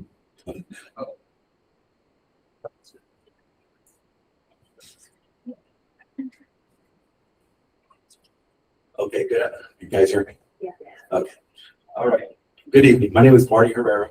I am the manager of the operations department. Operations department of 150 employees includes custodians, warehouse staff, property monitors, and safety support staff. Our team participated in site walks to coordinate our deep cleaning and moves it right after after the last day of school. Each receiving school had a deep cleaning by a cleaning crew that included carpet cleaning, floor stripping and waxing, and other detailed cleaning to prepare our classrooms for other spaces for the first day of school. We also coordinated the moves that you heard about, and our warehouse staff distributed approximately 15,000 moving boxes to support the moves. Our team also oversees the work done by the external movers. Through the walkthroughs before and after deep cleaning moves, our team identifies needs at each school. We completed 350 work orders to date for additional cleaning, furniture, or equipment moves that need to take place. Our team is also supporting the installation of partitions in the special day class, program class at Ernesto de la Garza Elementary. We collaborated with the special education department to purchase new partitions and are installing those this week. Our central station staff, also known as the property monitors team, is reprogramming all key fobs for our staff to provide access to the network locations for the new start of the school year. Additionally, our property monitors have increased the off-site camera monitoring and provide drive-by monitorings at closed school sites. Looking ahead, we are focused on post-move and deep cleaning walkthroughs each classroom at each receiving school to confirm the appropriate boxes were delivered, identified, and locate any missed items and boxes that need to be moved that weren't delivered, and identified additional cleaning needs or furniture needs so that every space in the school is clean and has furniture and equipment the students and staff need to start the school successfully.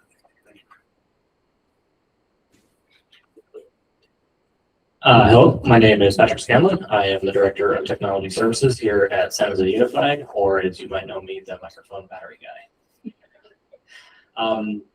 Seriously, we support all the technology district-wide, including our technology site coordinators. They're known as TSCs. They're the boots on the ground that help the staff and the students directly at all of our schools.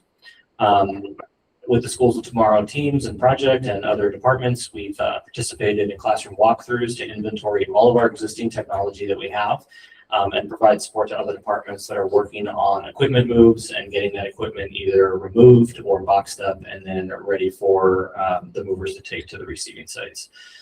After the initial walkthroughs, we participated and held regular meetings with our site TSCs to just make sure that they're focused on packing up the technology and making sure that it gets moved over to the receiving schools.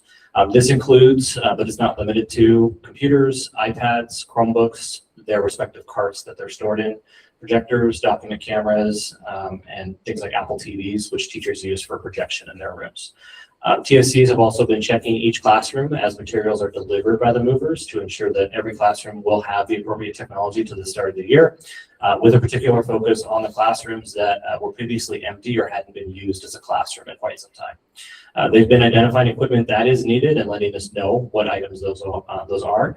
And we ordered additional equipment as we do every single year, and we'll be providing that equipment to them so that they can actually deploy it to the classrooms.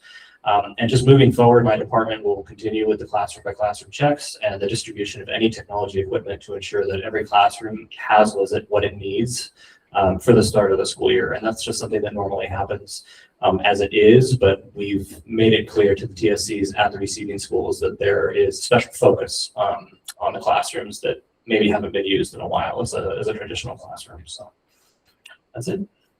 Great, thanks. And Denny Pini, who's the director of our maintenance operations and grounds teams, also couldn't be here tonight, so I'm just going to do a brief update because the work his team does is really important. They're focused on two main things as part of this transition. The first is they're the folks who do when a ceiling panel needs to be replaced, lights need to be fixed, any of the things you might consider routine maintenance. So we've got crews at each of the receiving schools on a rotating basis, completing all the what we call the work orders, so all the things that had been outstanding from this year that we couldn't get to or were newly identified as part of the sidewalks that you just heard about. I will say we are a little bit behind where we want to be, mainly due to, I'm not sure how much it impacts folks outside the school districts. We were the victim of copper thefts left and right. And in the last 3 weeks, it has been sort of an insane level. And our maintenance teams, those are the people that need to go and secure the site once that happens and figure out what's going on. Do you need to shut electricity off? What you need to do. So we checked in this week to try to figure out some strategies on how we can help that. it's just happening in schools across the district. So that's got us a little bit behind where we want to be, but we're gonna work on extending some hours, providing overtime to get back on track for that. The other big thing that they're focused on is our HVAC units. So very important, obviously, when we start school earlier in August, to have the air conditioning working. So at each of the receiving schools, they are doing assessments of all the equipment and load testing to do preventative maintenance, and then replacing any parts, making any fixes that they identify. By the end of June, every school will be assessed. I think there's one more left to do the assessment and load testing, and then it'll just be waiting on parts that need to be, if there are any, and doing the repairs that they're going to do before the end of July to get those all ready. And then they're also taking some additional steps to ensure that when school does start, we can reduce our response times for HVAC issues across the district, but really focused on the receiving schools too, to ensure that we can take care of anything quickly as it relates to HVAC. All right, we can go to the next slide then. And turn it over back to Ben and Tracy for some updates on facilities. Thanks, Seth. And before I turn it over to Tracy to talk a little bit about the moving process, I just want to talk a little bit about the packing. We know that packing and moving can be a very intensive process for people. And so one of the things that was really important to us was to provide detailed communication to our certificated staff so that they could have all of their questions answered that might come up during the packing process, and have all of the accurate information related to that process available to them.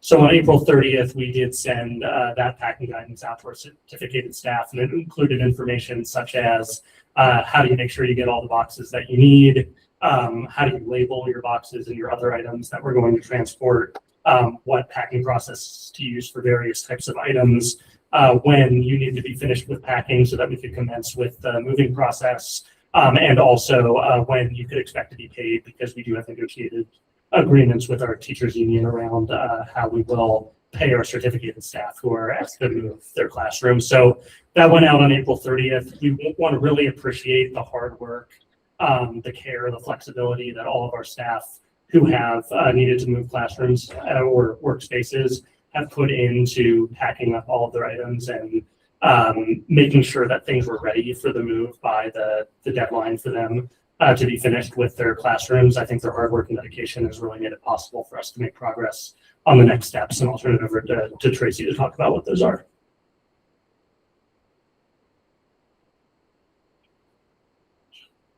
In most of our receiving schools, the relocation process will occur in 3 distinct phases.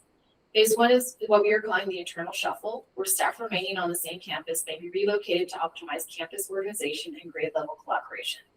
Immediately following the shuffle, our operations team will step in to conduct their standard annual deep cleanings. In phase 2, once those recently vacated rooms are cleared and thoroughly cleaned, movers will begin transferring contents and approved furniture from the closing school classrooms to the receiving sites. The third and final phase of the move will take place after the ELOP and summer sessions have concluded and all major construction projects are finalized. By the end of this week, all phase 1 moves will have been completed and all but one of the phase 2 moves will be completed. And we are actively preparing for phase 3. We fully understand that many of our staff members are eager to get into their new spaces, unpack and settle in. We also want to make sure that everything that's needed to be done in the classrooms are complete and all items are moved successfully. With this in mind, as these phases are completed, a collaborative team composed of representatives from operations, curriculum and instruction, construction, maintenance, SJTA, the Superintendent's Council, and site leadership is conducting a classroom by classroom review. The goal is to release these classrooms as early as possible with those wanting a head start, while also ensuring everything is at the standard we want. Classrooms will be handed over to staff once we verify that each room has the appropriate grade level furniture, the correct contents have successfully arrived, and all construction, maintenance, and cleans are complete for safe occupancy. Great. All right. So if we can go to the next slide, I'm just going to finish this off here with a few more facility related things and then wrap us up. So one of the other recommendations from the Schools of Tomorrow Advisory Committee was that we look at our facilities where staff parking might be tight and explore any other options that we might have. So really focusing on Horace Mann and Washington with regards to those two. And so at Horace Mann, they have a unique parking lot, you might know, with tandem parking spots. And we do think that there's sufficient capacity, but we also know the tandem parking spots are different than usual. It was how the school was designed. We are working closely with the site principal to develop a plan for staff parking, but we've also started to pursue some other parking options that might be available for staff nearby. And so we're making progress on that and hope to have a definitive answer as to whether or not that's possible in the next few weeks. Part of the, so that's from the parking perspective. And then for Washington too, we were looking to see if there was any alternatives nearby. We haven't been able to locate any yet that are viable. And so their enrollment right now is a little bit below the highest enrollment that they achieved in the last 10 years. And so certainly there's going to be, it'll be tight in the parking spots. We identified a couple ways we could have done it on campus, added a few more spots, but it came at the expense of some accessibility and sort of site flow things that we decided were not worth the amount of spots we were going to get from it. And so definitely as we move into investing the Measure R funds for Washington, there'll be a chance to, I think, expand the parking in a more thoughtful way. And we'll work closely with the principal to ensure that there's clear guidance for staff on the parking. The second piece on this is just giving an update on the tenants and leases. Tracy mentioned it, but part of the facility work that we did was identifying for all the programs, specifically TK and special education, the spaces that we needed. And so we needed to reclaim, that's the term we use, reclaim some of the spots in our schools that we had rented out. So we relocated one Santa Clara County Office of Education program from Ann Darling-Talon at Steinbeck, took back one room at Galarza from a tenant, relocated another Santa Clara County Office of Education program from Carson to Allen at Steinbeck, and then relocated the Montessori private preschool from the Carson campus to the Gardner campus as part of these moves to ensure the appropriate space was available at the receiving schools. And then the last piece is just quick that it's one of the recommendations. We talked about it last board meeting and took action to establish the committee for the closed school sites. And so while this committee does their work, as we talked about during the Schools and Tomorrow process, and Marty mentioned too in his update, our operations team, our property managers, we call them, will secure the sites, do monitoring both by camera and then drive by. They work, they cover 24 hours in their shifts, or when we don't have school in session, or when folks aren't there for the school. And so we'll secure those, keep those safe, do some routine maintenance that we've talked about too. Through the course of that, while that committee makes its recommendation to all of you for what the next steps will be. And then finally, I just want to end the facilities piece on the next steps of that facility master plan that I talked about and what students, staff, and communities can expect, as we talked a lot about the work that's going to be done this summer. So the team that's designing the facility master plan will be hosting community input sessions in October. So that's across the district, but including our receiving schools, to share the design and vision work that they've done so far, and then gather input and information from the community. There'll also be a digital survey that accompanies that to get feedback from people in a different way. Scheduled in October to give people a chance to have experiences with the school the first 6 weeks coming into the school year, so that they can provide their feedback on desired changes. And so that will then inform, again, the facilities master plan, which will have that rubric, which will give the specific projects that will be worked on at each site, and the priority in order for those projects. Plan is to adopt that facility master plan in November as well. So I just wanted to note that too. So that's actually the last part of the update. I want to just take a moment to say that there's a lot of information shared, and that the purpose of this update is not to negate any experiences that anyone has had, or to say that there are individual experiences that may not align with what we heard here. That does sometimes happen when we have a system our size. What I want to make sure people know is to reach out to whoever it is that's appropriate, whether it's student assignment, whether it's transportation, whether it's the principal, if there's questions about things that they have, if there's concerns, if there's information that they need. And then if those folks don't know, to email our Schools of Tomorrow inbox, and we will get back to you. I think we've got back to pretty much every email that's happened, and I'm looking at Ben because he does a great job of doing that.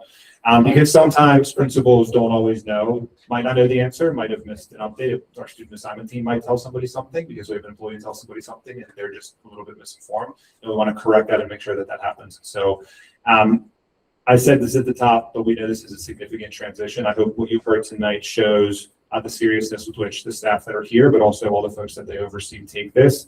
And they've brought a ton of energy and focus to upholding the commitments that we made during this process. And they'll continue to do that and execute on the work we talked about tonight to get us ready for a successful start of the school year. And that's it.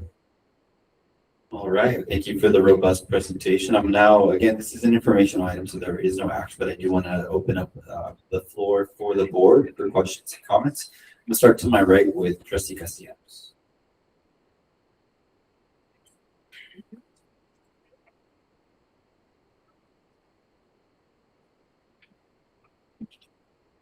Okay, so thank you very much for this update. Thank you for all the staff and all the hard work that's taken place. I know it was a lot. I know that we were ending the school year, doing graduations, getting ready for these changes, and then implementing these changes. And so I know this was a lot. I want to express my profound gratitude because I know that you have laid the groundwork for this transition to be easier, because I know it's a hard transition, but an easier transition for our students, and that's the most important thing. In watching the soccer games, I've been able to observe how joy defeats fear. And so I also am in listening to you speak about the work that has been taking place in this transition. And seeing the images of the children and knowing that you've been thinking and planning about how do we create a school culture, how do we create new friendships, how do we claim new spaces. I can see the beginning of exceeds fear of change too. And I know it's still hard, but I know that the groundwork that you have laid has been an incredible groundwork to make sure that we do this in a thoughtful way. I know it doesn't satisfy everybody, but I know that we're making a huge effort and that a lot of thinking, a lot of work, and a lot of commitment is taking place. And I just want to express my profound gratitude for all that you have done. Thank you. Trustee Grisette. Thank you for that. Thank you for that detailed presentation and update. I do have a question. It sounds like there's a lot of update happening, and I'm just wanted to know what pot of fund allocation is this coming from for all this facility upgrades? Is it for Measure R or something else? I'm sorry, I took a drink at the wrong time. Yeah, the facility, the facility enhancements we didn't talk about are funded out of our building fund. So not out of the Measure R funds. The Measure R funds are really going to focus on that facility master plan to lay that down. Okay, so none of what we highlighted comes from the Measure R funds. Right. Yeah. Yeah. Just checking with Tracy just to make sure I don't misstate anything. So no. Okay, thank you. Student board member, any comments, questions? Trustee Collins. I want to extend my deep gratitude for the very thorough presentation, and I do have just a couple of questions. I'll start with a question from the end, and this is actually where you said the facility master plan and the discussions that will be happening in October. Is that happening across all of the district, or is that just for the impacted schools with the moves and closures? Yeah, it's across the district. Okay. Yeah, it's across. That's great. I was gonna say maybe we need to consider it for the entire district, and glad to hear that that's happening. Can I add one point? Sure. About that? I think the other piece that's important to remember is that as these schools are coming together, there's an important aspect of them being at that school now and being able to give input based on actually being at the center prior to, just not being there yet. Yeah. So that, I think that the timing of that is going to be helpful as people, staff members and families are. Yeah. Thank you. I agree and appreciate the strategic way of approaching this. We're all with last name, so this one is for Lori. If you could just share a little bit more about the National Equity Project, so that people have a good understanding of it. And I'm thrilled with this happening and very excited about all of this. Love these updates, but I just want to hear a little bit more about anything specific that you would like to hear, or maybe just a little of their background and why they're selected to guide this process. I might turn that over to Jody. Okay, I'll take it, yeah. Sorry. So, when the board gave us direction to make sure that we were supporting the consolidation of the communities, we reached out to several different groups that were recommended and had conversations with them. National Equity Project just really matched our needs the best. And they had the experience that we were looking for and were available to work with us. We've met with them several times before they started their work to make sure we were all clear on what our outcomes were. Really, the work between when they started working with us and end of May was to meet with each school and just understand where they were at. Their work moving forward is more at the receiving school to help the two communities come together. One of the things that we have to be really careful of is it's not Ann Darling, it's the two communities coming together at Ann Darling. And what does that look like? And how do we make sure that both communities have a voice and have a venue for sharing their opinions and their thoughts and their fears and their hopes. And so the work they're doing now is at the receiving school, but to build a committee that is made up very purposefully of parents from both of the former communities, staff from both of the former communities. I believe they're trying to incorporate students as well. But there are actually two, each school has two NEP consultants to work with them and facilitate. They reach out when they have questions, but we've tried to give them the latitude to have their conversations because I think that if you work around, that changes the conversation quite a bit. They really don't share a lot of details with us, but they do give us the sense of what they're hearing, what they'll ask if there are questions that come from the community that they're not able to respond to. The site administrators are involved so that but the idea is that the site administrator is more of a part of the process and doesn't have to lead the process so they can really engage. Can I add something to that? The National Equity Project is renowned for their facilitation skills and this understanding of the balance between the technical things that we do in education and then the relational aspects. Years ago, they worked with us for a couple years, mostly with the leadership, all the administrators and the senior team. Having them come back into the organization, I think we all went through training years ago with us, and there's a lot of confidence and they have the listening skills, that commitment to a shared understanding for people that coming together experience. Ensure that there is, an ability to voice and to build the new together. And I think having the administrators and the leadership teams be part of those discussions is going to be really important.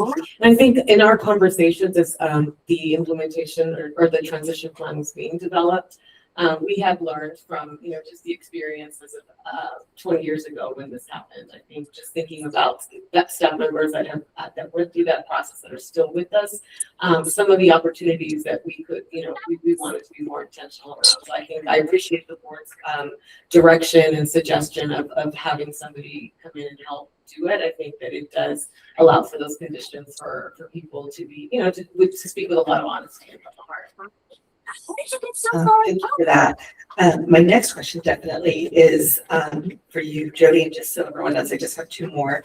I was really appreciated the detail of what it's going to mean for the students to have the resources that every single student in this district deserves, but that so many were not receiving, and why this really is the next step in equity. While it's a very tough decision, the benefits for this current generation and next generations of students is going to be so much. One question though is that, and we went in with the understanding that this was meant to bring more resources to those actually most vulnerable in those, but all students deserve this. So I didn't see Hammer on the list of descriptions, and I just want to clarifies that whether or not they're, like, you know, losing or hopefully not losing a nurse or any of the resources that these students have. I know that in the weeks before this happened, Hammer was concerned that they were gonna, I know I heard them talk about losing a nurse. Hammer is not a consolidated school, it's a moving school. They will have a paralibrarian, they will have the full office staff, they will have a nurse. They'll have access to counseling. I don't know their actual staffing or their allotment. It will either be a San Jose Unified time with a San Jose Unified counselor or an outside provider or maybe some combination thereof. But they're not losing it. As a matter of fact, when you think about how they used to share their office staff and their paralibrarian and their nurse with another school, they now have that staff for their own school. And so in a sense, they're getting more, but they're definitely not losing. Thank you for confirming that. And I guess I want to give a quick shout out. Loved the communications and including the videos and seeing the reality of what the kids are experiencing too. Appreciated every single one of you and the updates. It's exactly what I think the full community needs to know. And I hope this sort of information will be added to the website so people don't have to come to a meeting to hear it. I know it'll be on the recording, but just to make this as accessible as possible because there is a lot of misinformation and being able to hear this is really important. So my last question, maybe besides how we're going to continue to share this with the families.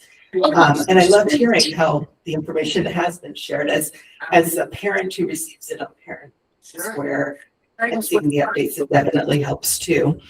But I have a question and I know our SJTA rep is not part of this presentation and it might be something actually for her that maybe at another time could answer, or maybe it could be something that Seth could answer. But I'm curious, I did hear, and maybe I just missed it, I did hear that one of the administrators decided not to stay, but that everyone else has been placed and is continuing with work. I'm curious if you know now how many teachers might have left who were being impacted. And I'm very curious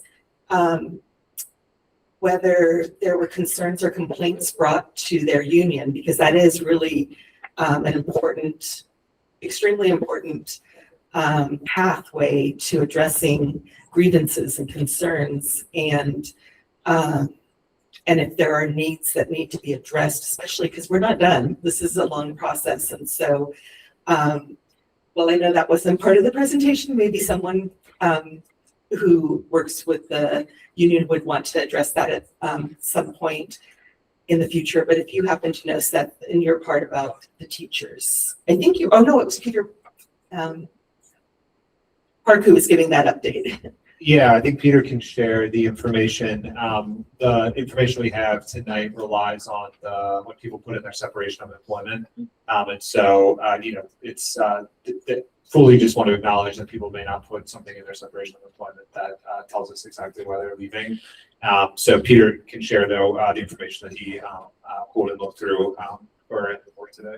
Sure. Tracking on separation of employment, what the employee has recorded, SJAA 1, SJTA 1, CSCA 1, AFSCME 0.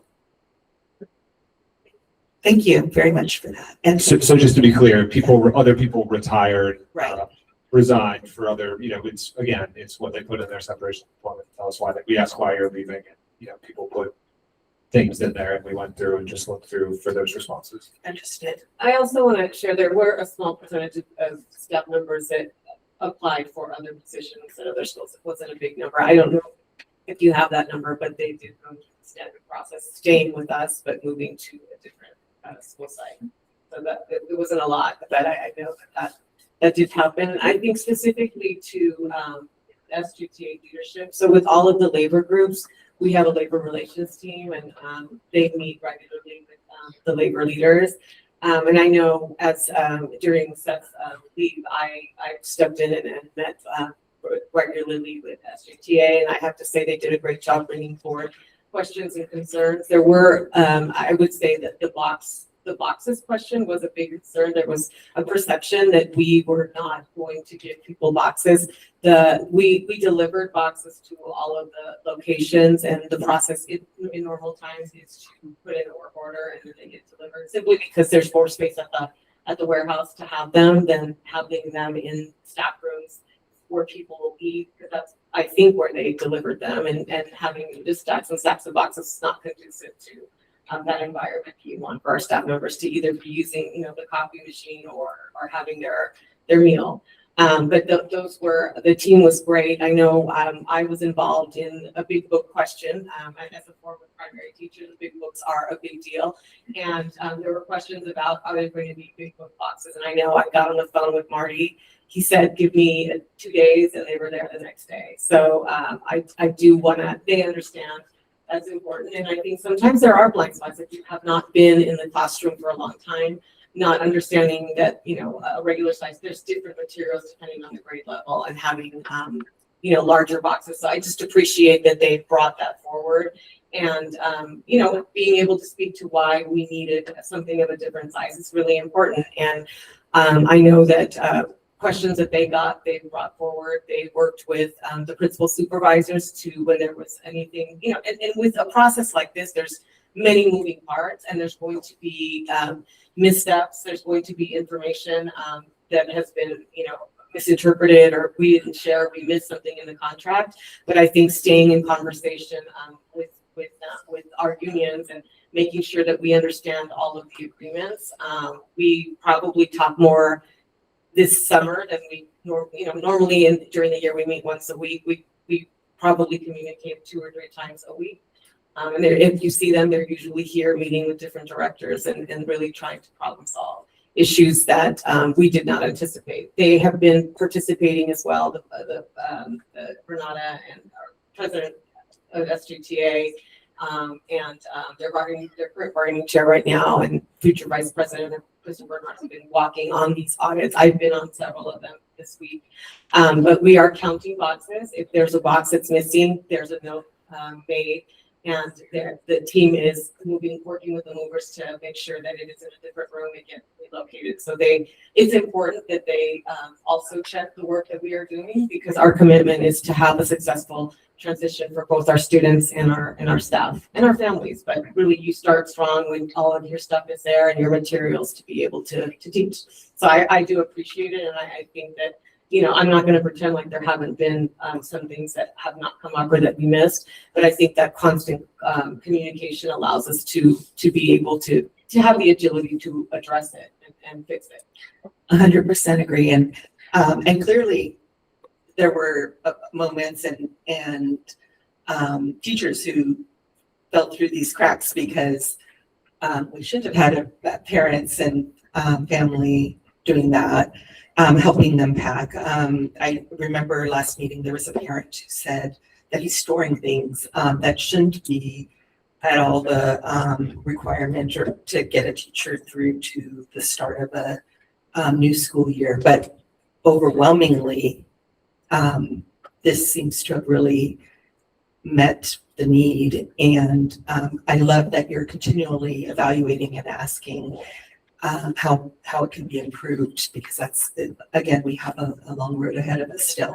So thank you very much. Appreciate it very much. Thank you, Vice President Wheatley. Thank you. Thank you for the very detailed report. Thank you for my colleagues' previous comments. I loved Trustee Castellanos' comment about Soccer Joy, although I do blame her because I did check and the U.S. just tied it. So Joy,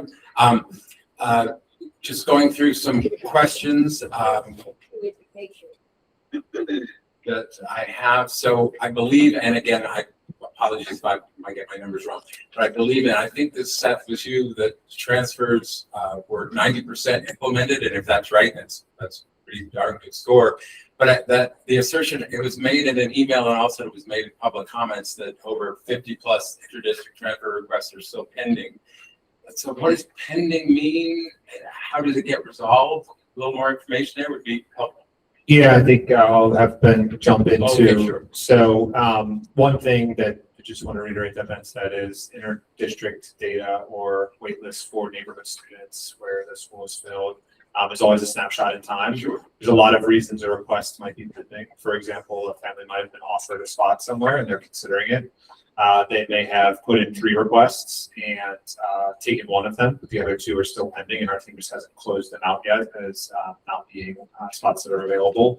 And so I was forwarded the email this morning. We haven't had a chance to go through it in detail to just verify all the information and confirm that number. But our student assignment team has what's pending is moving wait lists for neighborhood students, and then being able to accommodate the inter-districts after that. And so that's really what's pending is there space available to put the student in for the following school year, and then for the family to make their decision and for them to think about any other siblings.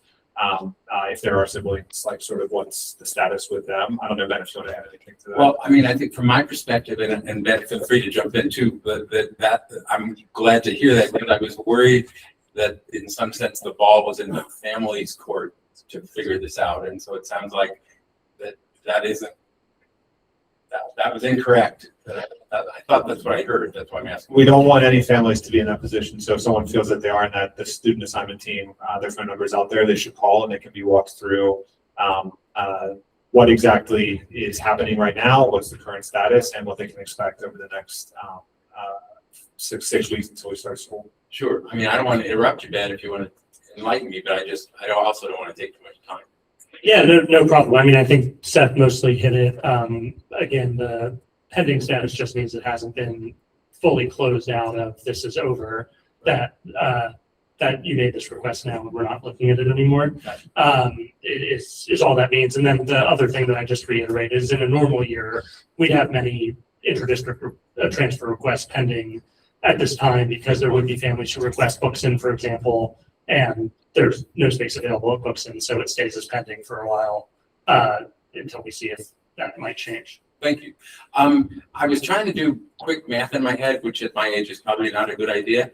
Do we have a sense of how big Horace Mann is going to be in the fall? We can get it. I don't have it at my fingertips. Yeah, but I just because I was seeing I think it was 5 classes across the board, and in my head I was trying to do that math, and it's been a while since I've been in the classroom. So, well, while you're doing that, unless you're fast. Well, one thing I could say about it, because we walked that campus recently, we did an auto walk there for just, it's 3 stories. The third No, I know how floor- big it is. The I'm third just floor is asking how not many big. students are going to be. Yeah, so that it will all be, so it will be much larger. No, we can continue. Okay, yeah, great. I think, and I think this was Jody that said this, 100% of families for ELOP, and even the ones that maybe don't qualify and trying to get those into, that's amazing. So just shout out if I said that right. Bus routes, and again, I think maybe back to Seth, but you mentioned, I didn't hear the original number, but you mentioned 20% responded. Do we then, I think you said that, and again, correct me if I'm ever saying this incorrectly, do we then staff buses for that 20%, or do we build in because there's going to be more families that actually need it or didn't get the paperwork in or whatever? How do we staff it? Do we do it based on who responds, or do we build in some kind of cushion? Yeah. So 20% of the students that qualified for it responded that they wanted it by the deadline. So yes, we will build the routes and staff it using that for the first day of school. And then there's the additional opportunities for folks to request it, whether they, after the deadline, or they didn't qualify to begin with for it, but they want to request it. The only exception to that is the, what I call the courtesy shuttle from San Jose High that we've just decided to run. And so that one we're just running as a fixed route that families can utilize. But again, they still have to apply, so we need to know who's on the bus. Got it. Thank you. And sorry, just to jump in with the response to your previous question about the size of Horace Mann, again, keeping in mind that enrollment's always a snapshot. So, as of about 10 days ago, I think it was about 600 students. Oh, okay. I was thinking it was more. consider more of that. Okay, great. Thank you. I promise just a couple more. I appreciate all the work around facilities and I'm trying to get everything upgraded for all these moves. I'm getting lots of questions because obviously it's in my trust area. First of all, is Reed considered a receiving school? And I was glad to hear that the SDC classrooms were walked and updated as they were needed. So thanks, Chris, for that. But concerns, I keep hearing concerns about what's referred to as the crumbling blacktop. And as they relate to the fact that they're going to be wheelchairs on the campus, and I've been in a wheelchair at numerous times during my life. And so I guess any information about any of what I said would be appreciated for the record. Yeah, in terms of the use of the term receiving school, I think it's applicable in this context more than anything. We want to get every school ready for the first day of school, regardless of the status. But yes, they are considered from the perspective of talking about a receiving school. You heard the updates on that. We didn't include them in some of the updates that weren't as relevant, given they received the two classrooms that they're receiving. But as you heard from the facility upgrades, we've been treating them as such to ensure that those facilities are ready. From the asphalt perspective, I know Tracy can add any other questions that she had. We've had some requests over time about dust coming off that, gone out and tested. Certainly across our district, there are paving things that we want to do. We prioritize ones that, based on, again, end of life and safety or urgent safety hazards that are presented by them, to do our paving projects. And there's also a long lead time, like I talked about, for that. And so that's why other paving projects are happening right now. I think that school will have one soon as part of either the Measure R or just our usual paving projects. But it is not in any different situation than any of the other schools that we have. From a wheelchair accessibility perspective, with the sidewalks, we didn't identify any things that were out of code with that, and we do a lot of checking with that, but we will ensure that that's not the case. Thank you. And then finally, and this is getting too long, this is what I believe I know is that moving the Montessori preschool to Gardner will actually benefit Hammer. And if I'm right, I would appreciate a small elaboration of that. But I realize it's getting late and I need a bathroom break. So anyway, does the question make sense? I don't know who would answer it. Yeah, what I would say is that when we have tenants, we really like the partnership we have with them. But that when folks are renting space from us, our use of the space comes first, and so regardless of what that is. Sure, I'm sorry to interrupt, but what I'm in my head thinking is that it will actually benefit Hammer's having a future base to draw from, if that makes sense. Yeah, I was giving the background just to say I'm that. turning off my mic now. Yeah, just to say that it's a private preschool that we consider a tenant. I don't know if I could definitively say that relocating it to the Gardner campus benefits the Hammer program directly. Of course, I think you could just sort of reasonably say it's a Montessori preschool. There's a Montessori magnet school there, and so it's a national pathway of students who attend there, live in our district. But beyond that, I guess that's how I would answer the question. Thanks. All right, and then on the flip side, it's a lot of the questions that I had were asked specifically, and I believe y'all mentioned this, but for the projects that are being worked on over the summer and leading up, how are those being communicated to the community so that they know things that are being done, that are coming in the queue, et cetera? Yeah, I think it's a really good question. That's one area that has been on my mind since I got back from leave, because it is somewhat, it's a lot of information to communicate, but I think it does need to be included. And so to date, it hasn't really been beyond right now because we've been focused on just getting it scoped and everything set up. But I think we want to start doing that after the 4th of July to ensure folks know what's happening at the school. Because I think especially it helps contextualize first and foremost for our staff that want to get back in to just ensure we can get that work done and then clear the room for them. And there's a reason why there's a little bit of time that they have to wait before they can get in. Yeah, thank you for naming that, because I know folks are excited about Measure R and investing in that, and so I want folks to know that's also in the queue. And this is for Ben, and correct me if I'm wrong, I believe you said that there was 8 folks who did not get 8 total families that did not get their preference. Is that correct? No, there were 118 that did not get their preference, but only 8 of those were requesting a school other than Books in Willow Glen Elementary, Merritt Trace, the magnet schools, or a school in the Almond Valley that typically doesn't have any space. And for those 8, Even though they were not at those schools, they were again, at a grade level that was already full at the school that they were requesting. Thank you. And then just in general, I heard comments around recruitment for Tweedy, I believe for Horace Mann, and correct me if I'm wrong, Fitz, for that one. Will folks who are on wait lists at other campuses be eligible to have access to those spots? I think they were for TK and for kinder. Thank you. Yes, so if families are on other wait lists and they could be offered reimbursement as well.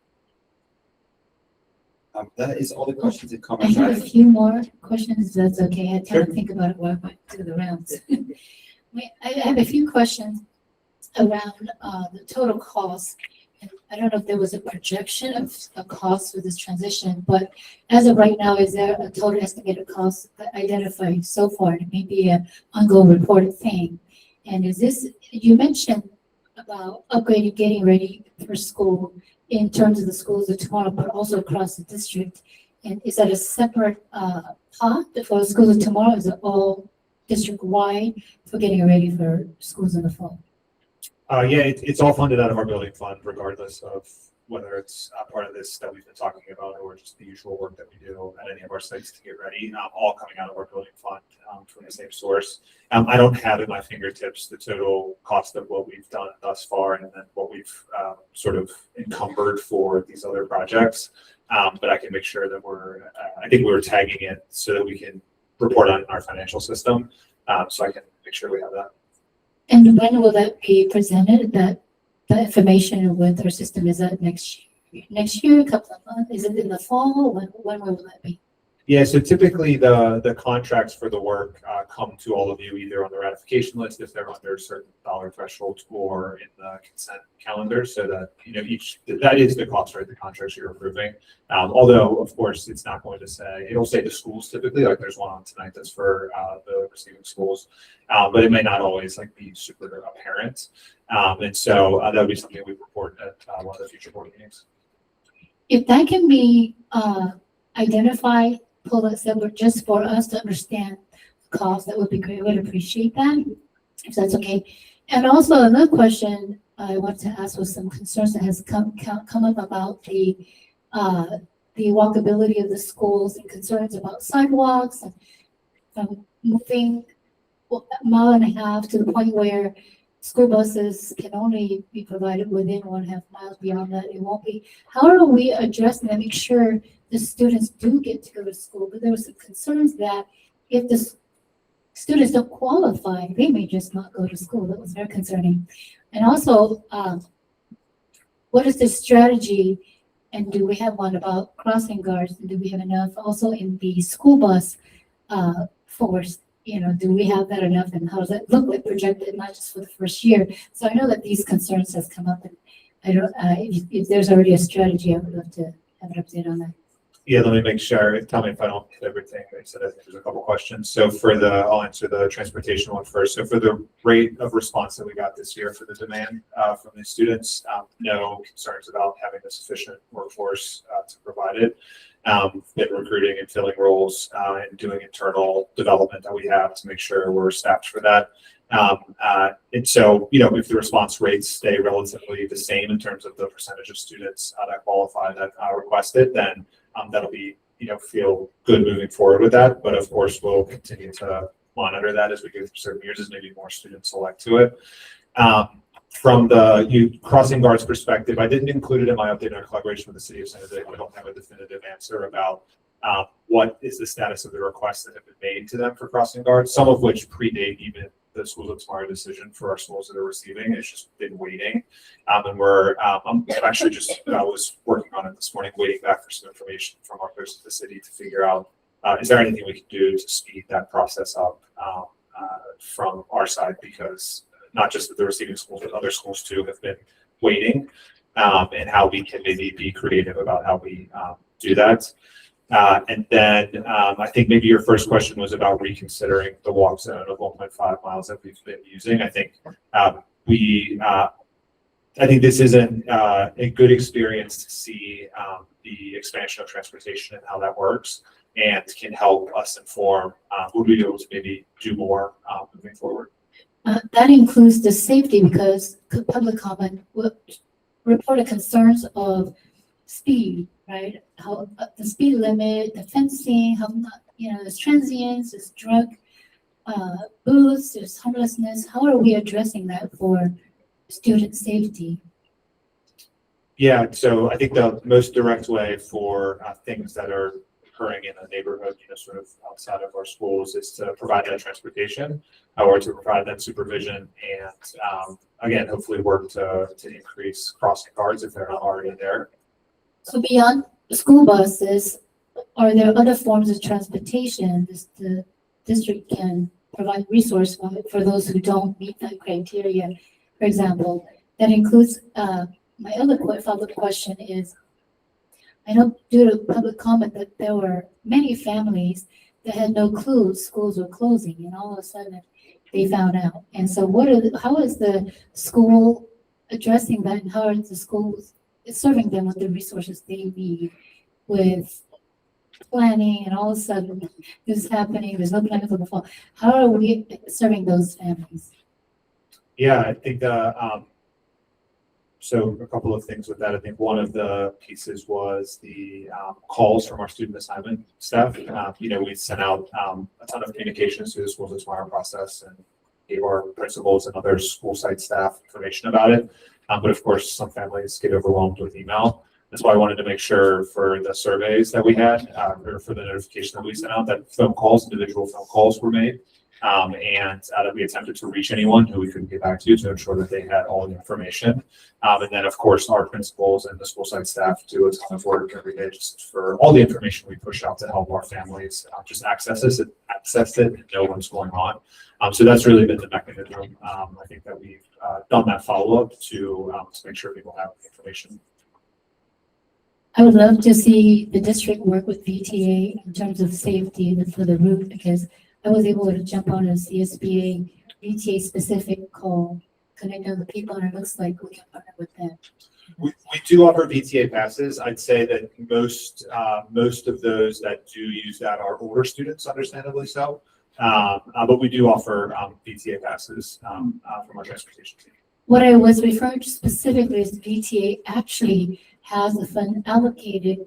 We're needing feedback from the district like we are to identify what those needs are. They have funds set aside, but it would be great to partner with them to let them know exactly what route, how they can help us, because they're ready to partner with us. They're just looking for what the needs are, and they're actually welcoming that kind of feedback. And so I got excited when I was on call, and so I'd love to share those contacts, as you have it already, to work with them, let them know the needs, especially with the routes already identified with the 5 Title I schools, going to the receiving schools. Yeah, our transportation team has contacts they work with, but if you can send me what you're talking about, I'll certainly make sure that they ask their contacts. Maybe it's a different team that they typically work with. Yeah, I would love to connect you with that resource. Thank you. That'd be great. All right, any other comments or questions? Trustee Castellanos. So obviously in the discussions that we've been having in the last few months, Tweedy is one of our highest quality schools education that we have, and is also attracting a lot of people. Where is that conversation going to continue in the near future?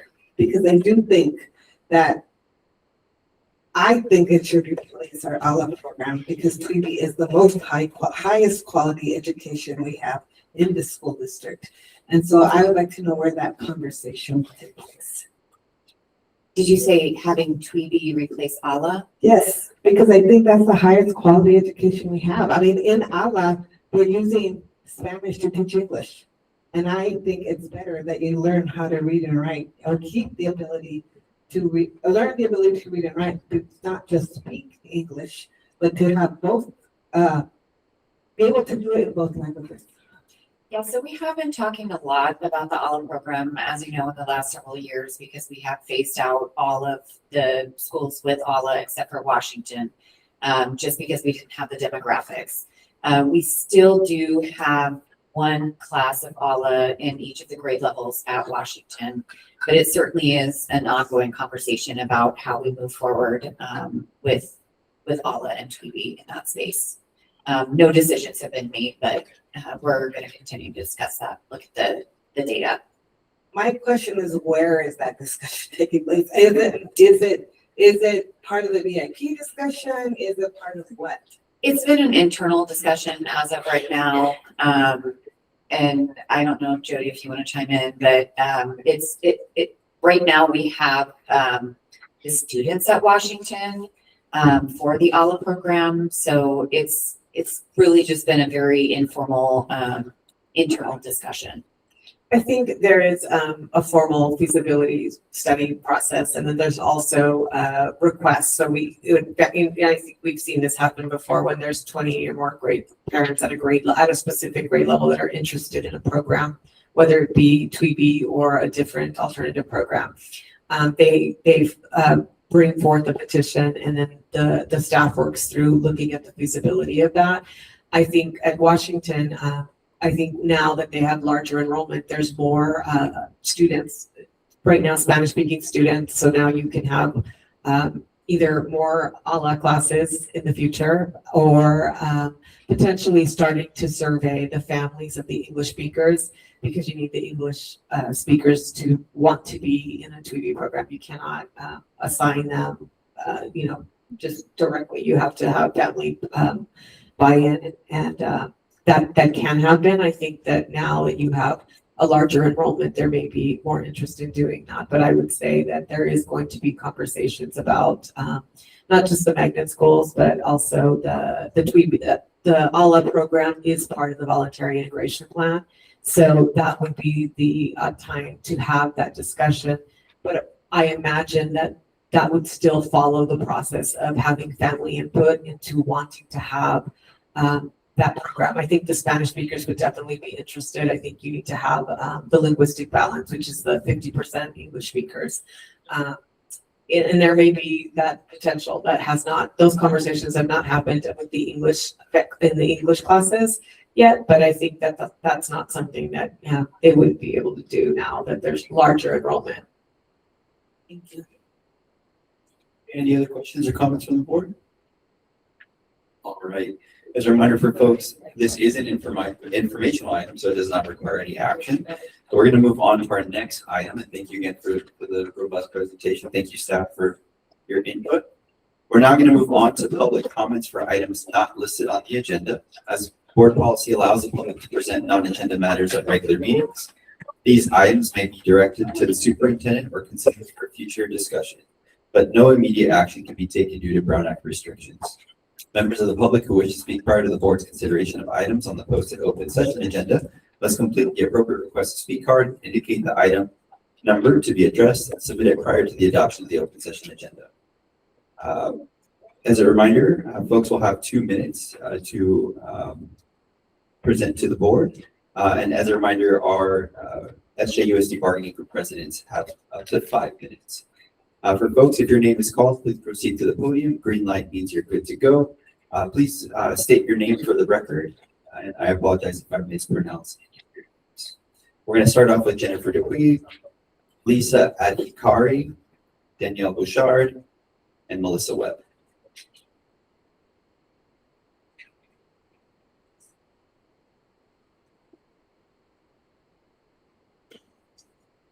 Jennifer Dupuy.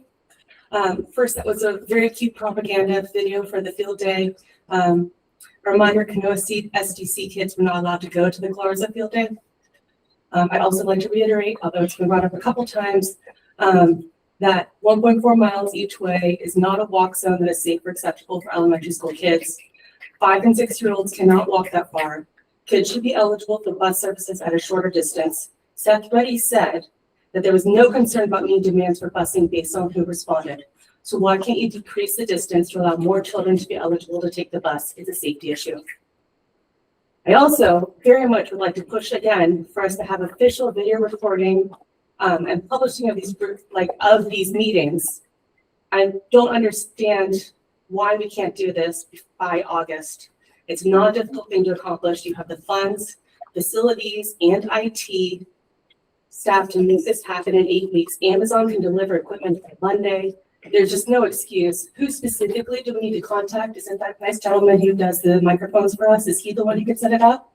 we can make this happen before we come back in August. And that would be so great. The people who listen into these meetings would appreciate it. It would improve the quality of transparency. You get more engagement from the community because it's boring to listen to these with no videos. There's micro reactions by people like, can we just please make this very, very easy thing happen by August? It's 8 weeks from now. We can do it. Thank you. We have Lisa, Danielle, Melissa Webb, and then Chris Webb. Hello, everyone. So San Jose is too expensive. However, I'm very concerned that San Jose Unified School District is considered expanding its education mandate to purchasing company housing, especially housing partially built on forced labor nicknamed slavery towers, which would tie teacher employment to housing in a city with very few options. My three primary concerns are: number one, fiscal responsibility concerns. Turning the district into a landlord diverts money from core educational priorities like classroom resources, support staff, and infrastructure maintenance. Michael Leo wrote an excellent op-ed in the San Jose Spotlight that highlights this in a detailed district-specific way, and I strongly recommend reading it. It was quite excellent. Number two, professional respect, academic freedom, and student advocacy. We live in the United States where public education is increasingly under attack and increasingly politicized. Tying teacher housing to employment in a city with few affordable housing options is a dangerous proposition that will hamstring teachers' ability to support and advocate for students and chill the ability to teach for fear of reprisal. Number three, employment mobility and retention questions. Tying housing to employment could complicate teacher transfers between districts, create complications if teachers leave the profession mid-lease, or establish expectations that housing benefits should extend to other school employees.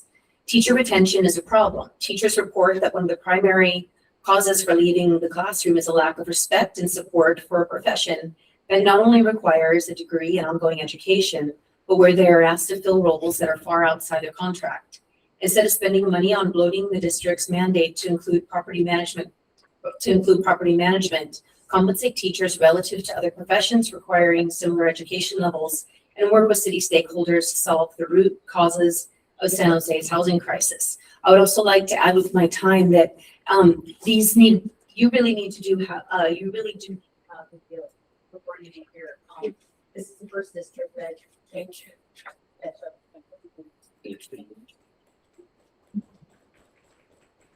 So we have Danielle Bouchard, Melissa Webb, Chris Webb, and Dora Joy. Hello, good evening, everybody. My name is Danielle Bouchard. I'm going to speak a little bit off the cuff today. I did want to talk about some of the presentation that just happened, because that also links to what I put on the comment card, which is about public requests. The request that was brought up more than once today about the student transfers that took, what was it, 6 weeks? 6 weeks to get answered. So the snapshot that is available to look at is really old. So maybe the information that we have isn't current. Also, the format that it is given to us, or at least that this particular request was given, it was very unclear how to interpret what was given. So it's the information is very unclear, and it's very difficult to decipher that. The other thing, I really want to thank everybody who has already left for that detailed presentation. There were a lot of things in there that I really applaud and that I think are wonderful. And I also feel like there are key words that may not have been emphasized. For example, for the ELOP program that is supposed to go to all the affected students, they said eligible. So what exactly defines eligibility? And my understanding from this process is what defines eligibility are the families who have chosen to go to the assigned school. So for a family who chose an intra-district transfer and is not at their assigned school, this ELOP opportunity, even though they have been is not available to them. So keep that in mind when hearing the 90% statistics, please. Melissa Webb, Chris Webb, Dora Joy, and Travis Grant. My name is Melissa Webb, and I'm a San Jose Unified School District former teacher of 13 years, and I'm here to reiterate to certain members of this board that I left. I, like many former employees, left for a whole slew of reasons beyond salary. Please stop painting the impression that that is the only reason why passionate, dedicated educators leave, because it's not by a long shot. Here's why I left, some of the highlights at least. Toxic culture of the district. Being gaslit by the district when I tried to advocate for myself or students. Hostile work environment from site leadership. Site admin playing favorites. Lack of support as an arts teacher and retaliation against me for advocating for my drama program and my students. Refusing to even put a beginning drama class back on the course selection form, limiting student choice. Being used as a scapegoat for a situation that wasn't entirely my fault, but rather due to site admin's deliberate and persistent lack of support, even when Prop 28 money came in. Lack of recognition of the valuable work I have done as an English teacher and a drama teacher. Micromanagement in general, but especially as an English teacher. Little time to actually collaborate during collaboration time, forcing me to do even more unpaid labor as an English teacher. Failure to compensate me for the extra work I had to do when the district stole my long-term sub, which I recruited myself. I stole from me while I was on maternity leave. Yet despite all this, I still remained a dedicated, passionate student to my former Leland students. At a new school in a new district teaching an entirely different course load, I made time to write 8 letters of recommendation, give feedback on personal statements, and respond to students who reached out for advice. One such graduating student even wrote this incredibly heartfelt email earlier this month about the impact I had on him after I left. And yet San Jose Unified doesn't seem to care to hang on to teachers like this, like me. Makes you wonder what San Jose Unified actually does care about. Because they... Thank you. So that will be your comment. You have had multiple. You've had multiple opportunities. You've submitted multiple offers. Excuse me. You just spoke. You just spoke. So it is Dora Joy's turn. That's Melissa. I heard Chris Webb just spoke. Not Melissa Webb. Chris Webb just spoke. With all due respect, Mr. Webb, you have submitted multiple requests to speak, and you just spoke. You just spoke. Dora Joy, and then Travis Grant. You did just speak. I want to speak for myself. You did. You just spoke for yourself. No, I didn't. Thank you. Dora Joy, Travis Curran, Taylor Buzzard, and then Shannon Calhoun will have five minutes. Mr. Webb, come on. Give me my time. You were given 2 minutes. You just spoke. I heard Chris Webb speak. Mr. Webb. Mr. Webb. What time did your kids go to bed? Mr. Webb, you just spoke. You had your 2 minutes. You have submitted about 5 other cards. It is Dora Joy's turn to speak. You just spoke, sir. You just spoke. It is Dora Joy's turn to speak. Please step away from the podium so Dora can speak. Thank you. Okay, I'll be forced to do a complaint. I'm sorry. Thank you. You know the process. You are Please follow the process.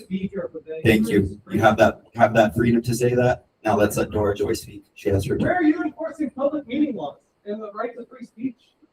You're making actually our public servants look bad. Dora, you have the floor. I just wanted to come and talk to you tonight. I just wanted to address the board and the superintendent.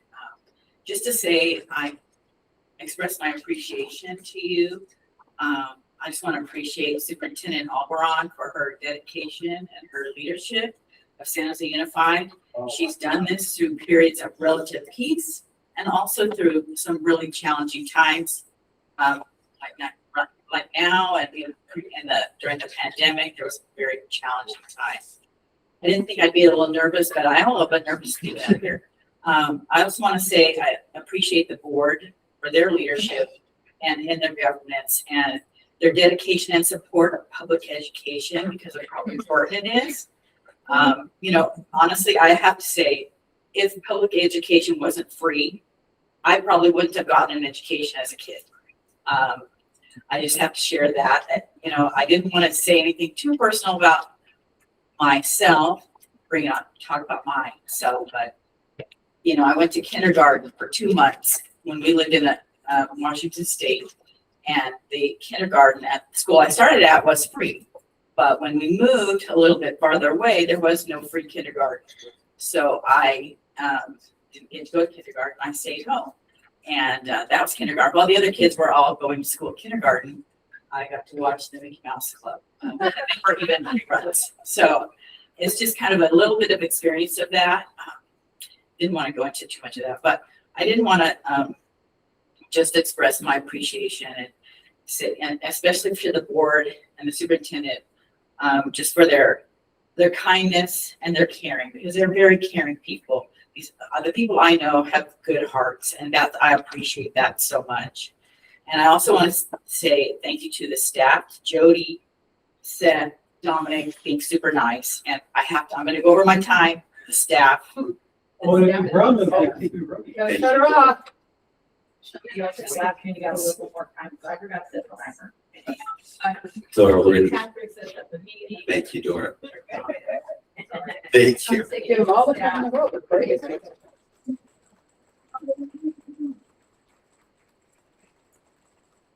So you're gonna be Mr.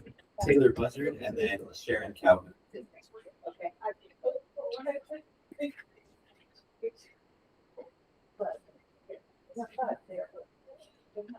Trustee Collins and Trustee Castellanos walk into a bar. They each grab a stool and the bartender approaches and asks, "What would you like?" After moments of silence and reading the uncertainty, the bartender offers to come back in a couple minutes. After another round of I don't knows, when she returns, she decides to volunteer some options, listing the seasonal specials. Nothing from the trustees, so the bartender says she'll come back. In her next attempt, she lists off the beers the bar has on tap, offering a litany of IPAs, lagers, even the domestic options they have on bottles. They still don't know. She offers various reds, whites, even some sparkling options in case they're celebrating that night. And yet another I don't know. She walks away, determined to keep her composure. She's trying not to get frustrated, trying not to focus on how uncertainty affects her and her family's well-being, or how the trustees are occupying those seats over countless others who wouldn't have had the same decision-making challenges. Maybe they were tired, she says to herself, or maybe just confused about the options. She decides to return with a plan to help them make the best decision they can, walking trustees Collins and Castellanos through the favorites of the staff and regulars, the guaranteed crowd pleasers, at a discount, no less. I don't know. She tried to fight it, but at this moment the bartender snapped. I don't understand, she cries out. You have the power to decide. You're here in these seats with the ability to make the best choice in front of you. After all this time and all this information, how do you still not know what you want?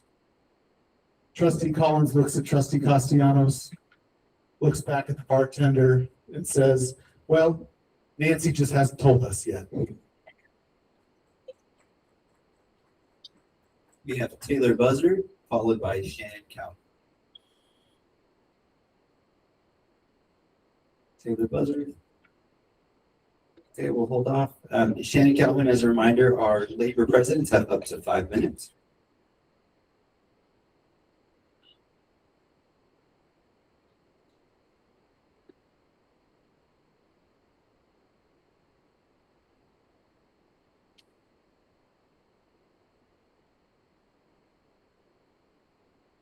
Good evening. President Magana and Superintendent Alvarado, I don't know where she went. I'd just like to take this opportunity to thank several people that have made a big impact on the CSEA bargaining unit membership this year.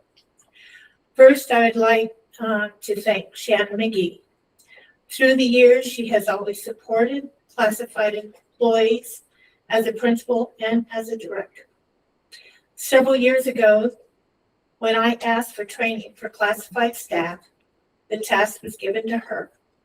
She in turn asked me as president and other classified staff what we needed or wanted. Since then, she has looked for ways to give all classified staff valuable trainings on a regular basis.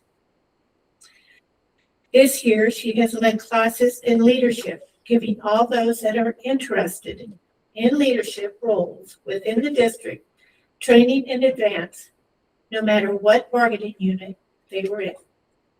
Thank you, Shannon. Next, I'd like to thank Peter Clark, Director of HR. He and his team did an outstanding job in the bidding process for our displaced classified employees during going through the school closures. Everyone that needed to be placed, even if it was not in the job they were presently in, none took a reduction of pay. The process was orderly, and the HR team went out of their way to support the classified staff through a difficult and emotional process. Thank you, Peter, and your HR department. I would like to thank both Peter and Dominic for supporting me in trying to resolve issues that have popped up, clarifying and resolving by working together in a collaborative process. Thank you for making my job easier. I would like to thank the district and the board for giving all the employees of San Jose Unified a 5% increase in compensation. While other districts are looking at cutbacks, our district recognizes the value of their employees. Thank you very much. As we all look forward to our summer break and rest and relaxation, I look forward to further collaboration to support all the employees of San Jose Unified in this coming school year. Have a restful break. Thank you. One more time, the record. Taylor Buzzard for public comment. All right, so that does conclude item J. We're now going to go on to K1, Amendment to Board Bylaw 9005, Governance Standards, first reading and informational item. Before I turn this over to staff, we do have a public comment for K1.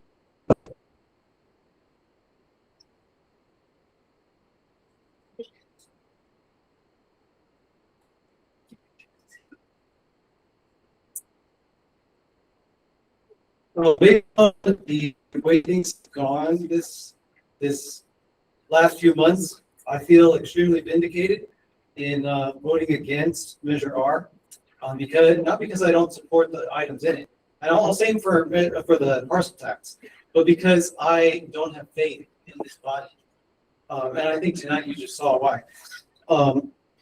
Also, I'm for staff housing, but I'm against exploiting laborers. And I was here when there was an agreement when Measure R was being deliberated that you're going to have a project labor agreement. And I don't remember slaves coming up in there. In fact, I thought the whole tenor of that conversation was against that. Also, seeing at the last meeting, the culture of favoritism. Like I saw, like for example, one previous time here when I came to speak, Mr. Hewitson, who made his way here last meeting, he tried to block me at the door, right? And I did a complaint, and you guys dismissed it wrongly. And I noticed that the people who do these type of things, your water carriers, your brown nosers, they tend to move up. And the people who defend students leave or get pushed out, and that's what we're seeing, right? And that is also confirmation of what the civil grand jury report reported, and that you guys were wrong to dismiss. You're hurting people. Also, I want to just the new person who came here to speak and was like shocked about the lack of transparency in video. Like, yeah, that's the same. It's the same shock. Where I work, they do have video. Also,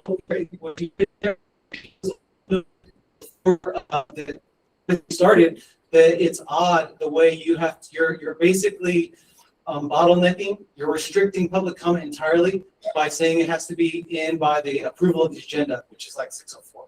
Ridiculous. All right, so for K1, we're going to bring it back to governance standards. I'll turn it over to staff for the first reading of the item. Again, this is an informational item and a reminder for the board. This is the time to start to ask questions specifically for 1 and 2. So before I go into that, I just wanted to bring up one of the bylaws to make sure that we're all on the same page. Trustee Grobstad, I do want to thank you for submitting your suggestions before the meeting, but I wanted to just draw attention to bylaw 9124, which states that only the board president or superintendent can confer with legal counsel based on board matters. And so I'm asking when you submit those items for us to review, if you could not include our lawyers on those emails, please. Thank you. So speaking about bylaw 9005, this one is being updated based on the current ed code, and it's one that has was quite outdated because it was last done in 2001. There are some recommendations that were submitted by Trustee Grobstad prior to this meeting, which I submitted to the superintendent, the board policy committee. And so at this time, I'm just asking the committee members to direct staff as to if there are any recommendations that you would like us to discuss here in the meeting. I could sort of, again, Trustee Grobstad, thank you for submitting those. For me, I think she did highlight some of the grammatical items that needed to be updated. Some things like, I believe some of the pronouns from she and he to they to be consistent with bylaws was a great recommendation. I will say, I think some of the recommendations provided would change the policy and were different from the original language. I would not be okay with that, but some of the language that was provided around, again, the eliminating the he and the she. Yeah, I think there's some other ones that were identified. I agree with that completely. I did appreciate getting a chance to look at it, but some of the other areas were concerning. Thank you. Can I move on to the next bylaw then, or do you want to? Let's start on this one. Any questions or comments for K1? Yeah, this is an ongoing governance oversight and partnership. I will continue to put in my insights and 2 cents for these ongoing governance oversight. So thank you for respecting that. And it's just part of my role, I feel, because we are policymakers. And so I feel that it's very fitting that I would review, make recommendations. Although, as I said all the other times, it's a partnership. So, you can find things that are missing, but merge it together to make it, the whole point of this is to strengthen it to cover the district. So what you see strengthen, but I was always hold on my copy in case it comes up, we have more discussions about it. This is how I'm looking at it with my outlook. Okay, so thank you for welcoming that. Thank you. Other questions or comments from the board regarding K1? And again, this is the space to ask these questions or comments. Okay, K2. So for K2, this is terms of office. This is one that was primarily needed to be updated because of a law that changed in 2018. Yes, we have been following the law, but we wanted the bylaw to match that law, which changed let me make sure I have the right language in front of me. Instead of members commencing on the first Friday in December, the law requires that it be in the second Friday in December. And the rationale for that change in the law had to do with allowing candidates time to contest results before they are placed in office. And so again, there were some recommendations from Trustee Grobstad on this one. The one was putting it back to first Friday, and unfortunately, we're not able to make that change because the law requires that it be second. And then some of the other recommendations were made it repetitious, but you did have a recommendation in here to change the he, his, and her to there, and so it sounds like that is a recommendation that we're moving forward with. Is there anything else that the committee would like us to consider? Nothing online. Not from my perspective, no. I'll open up the floor for the board. Any questions, comments? Trustee Gibson? My comment is just that, I welcome everybody on the dais here and everybody in the audience for the sake of transparency and accountability I have shared, this with some constituents so that we can be kept accountable both on the dais and in the audience. So I welcome everybody to come read it and bring their insights and take partnership in the collaboration. Thank you. So any other comments or questions from the board regarding K2? Right, y'all. As again, K1 and K2 are informational items. They are the first reading. They will come to us at our next board meeting for approval. We'll now move on to item K3. Can I ask if we can take a break soon, or when you might have that scheduled? Yes, let's do a couple more because we do have some public comments. We'll start. We'll do K3 and then we'll have a quick recess. For K3, the 3-year service agreement with the Siegel Group, we do have a public comment. Chris Webb.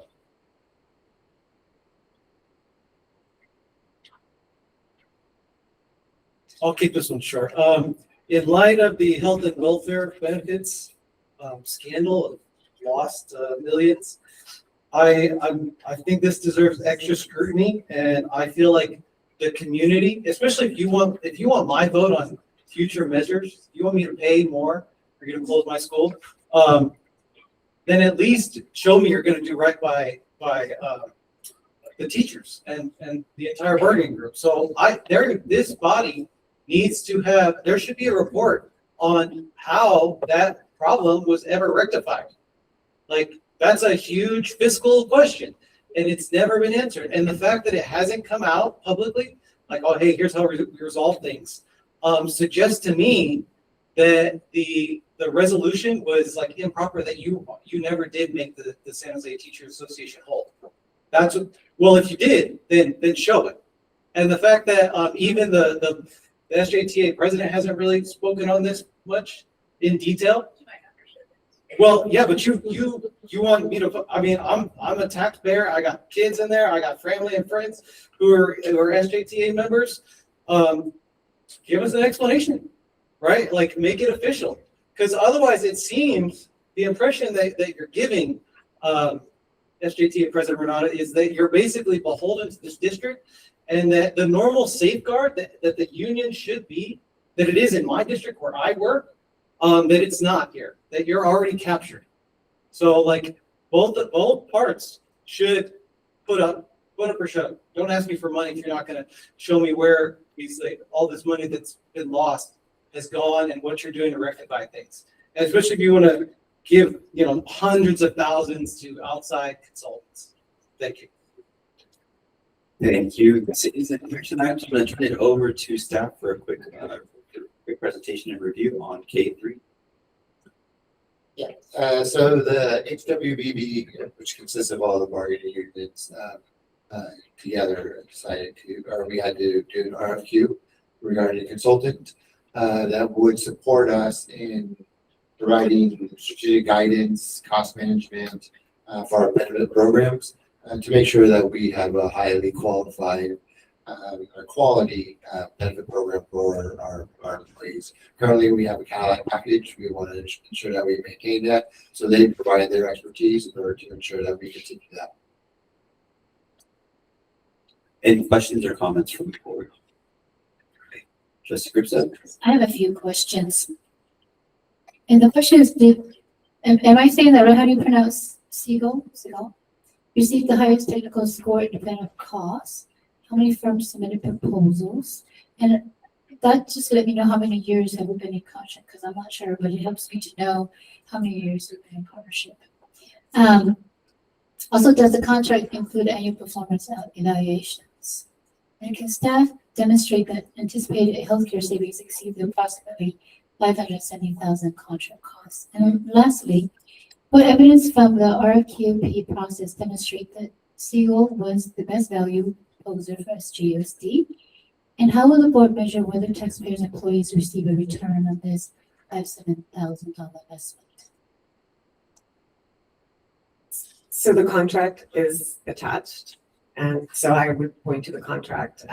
Those questions were not submitted ahead of time, so I need direction on whether we can bring those responses out in a moment, because I don't believe that you have those at your fingertips. I didn't quite understand all the questions you have. There is a specific process that you have to follow to go through an RFQ. And what they need to provide, the detail, a lot of that detail is in the contract itself right now, but some of the questions could be answered. So. Maybe, can I provide just a little bit of context, maybe that's helpful too, because I wasn't sure some of your questions exactly what you're looking for. So what this contract is for, what this group does is the concept of the health and welfare benefit board is the employee groups, along with the district, control the benefits. And when I say control, I mean decide like what's your deductible, what's your copay, and then how much does that actually cost, and the funding that's allocated there, how can that be used to give a health plan? Obviously, right, like our people don't have the expertise in like understanding all the nuances of that. So the contract that we have with all of our employee groups to establish the HWB mandates that we have an external consultant to provide that support. And there's a process prescribed in there about how that body selects the consultant. So there's not a savings per se for the cost of this contract. It is technical expertise that they provide to help us have the best possible benefits for our employees, and to decide as benefit costs increase, how do we need to change them with the level of funding that we have to still ensure we balance the money that we have with the benefits that we're able to offer. So I don't know if that's helpful. Yeah, so a lot of my questions tonight will pertain to how many years have we been in partnership contract with Seago? Just for me to know. And for routine competitiveness, do we, like, how many people are competing for this partnership? So that, I don't know, we had it for 10 years, within 5 years, but it's just good to have governance to make sure there is that accountability, transparent piece, make sure they are the best for the district. Yeah, it's a new agreement. So this will be our first partnership with them. We've had a different consultant for a while. And so the HWB group went through the RFQ process to score the respondents and pick the ones that they felt best suited their needs. And then it comes to the board for review and approval. Call the question. Question is being called. Taking a step back to, I think we do need to entertain a motion to approve. So I'd like to entertain a motion to approve K3. So moved. A motion Second. and a second. Question has been called. All those in favor, please say aye. Aye. All opposed? Abstained. Motion passes. K3 approved. What we are going to do, just because we did get notification that someone who is helping us with the presentation does need to leave. So we are going to suspend the orders of the day and move the order and jump from, instead of going next into K4, we're going to jump into K9 and K10.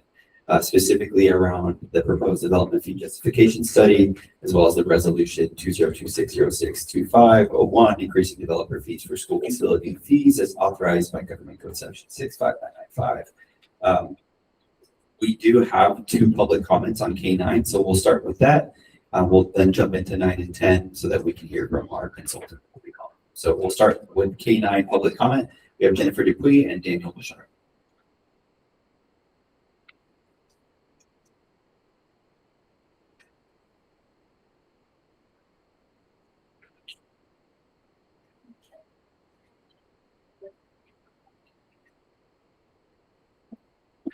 Jennifer Dupuy. The City of San Jose Planning Department estimates a total of 19,240 new residential units to be constructed over the next 20 years within the district. This is less than 1/3 of the new housing units required by California's Regional Housing Needs Allocation. San Jose is required by the state to plan for the construction of 62,200 new housing units by 2031. 19,000 versus 62,000 is a big difference. I am for parcel tax on developers. I came up here and told you multiple times before you close any elementary schools that you are not reading the tea leaves of enrollment correctly. I've even had a sidebar with staff members Seth and Ben about this concern. We have hundreds of units being built 3 blocks from Carson, and you already more than doubled the enrollment at Carson by closing Terrell before these buildings are finished. These housing developments are happening in neighborhoods across the city of San Jose, and your staff and consultants miscalculate this. I hope you don't make any permanent plans with the schools you closed so you can reopen them when you need to. In addition, SJUSD's board approval 2024 facilities condition assessment identifies numerous reconstruction projects across the district school sites along with their costs. A quote from the attached agenda item, the district estimates a need of $1.298 billion based on all identified projects. Even after utilizing the 1.15 billion in funding from Measure R passed in 2024, there still remains a shortfall of 148 million, not including future cost escalation. The expanding student body will not only generate a need for new classrooms, but also science labs, gyms, libraries, studies halls, etc. Carson's facilities updates from the Schools of Tomorrow that we heard earlier tonight did not address that the cafeteria can't handle more than 285 people, but the school will be over 400 kids next year. Maybe instead of spending millions on consulting fees for facility housing, focus on these internally identified projects. Just a thought. Thank you. Sure.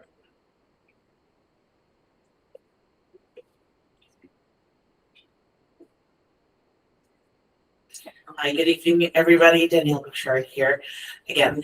I am all for increasing developer fees, so that's why I put in the green one. And I'm also a little bit confused because based on this year, and this is data being provided by the district, and I hope to get clarity on this somehow. That by the own numbers that you're putting out there and that your consultants are making reports on, students' population is going to increase. And so you're bringing this out after you've closed schools. Jennifer said it better than I just did, but I am certainly a little bit confused on that particular aspect. And that was really what I wanted to say. Thank you. So as a reminder for the public, K9 is a discussion item with a public hearing for the proposed fees. K10 is where we could potentially take action. What I'm going to do is turn it over to staff for K9, and then we can move on to K10 for possible action from the board. I believe we're calling into one of the consultants that has helped work on this issue. Yes, thanks, President Magani. Give me just 1 second here.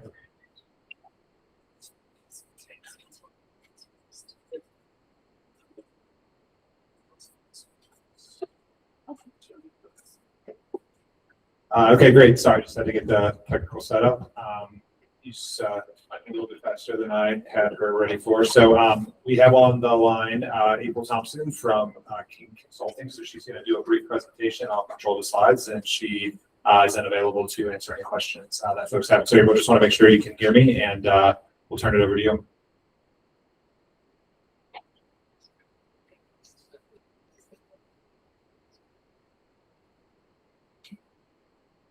April, can you have to unmute if you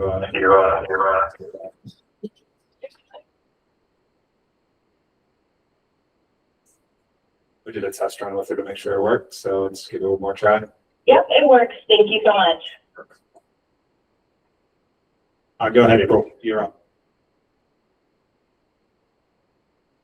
I'm gonna go ahead and start the presentation.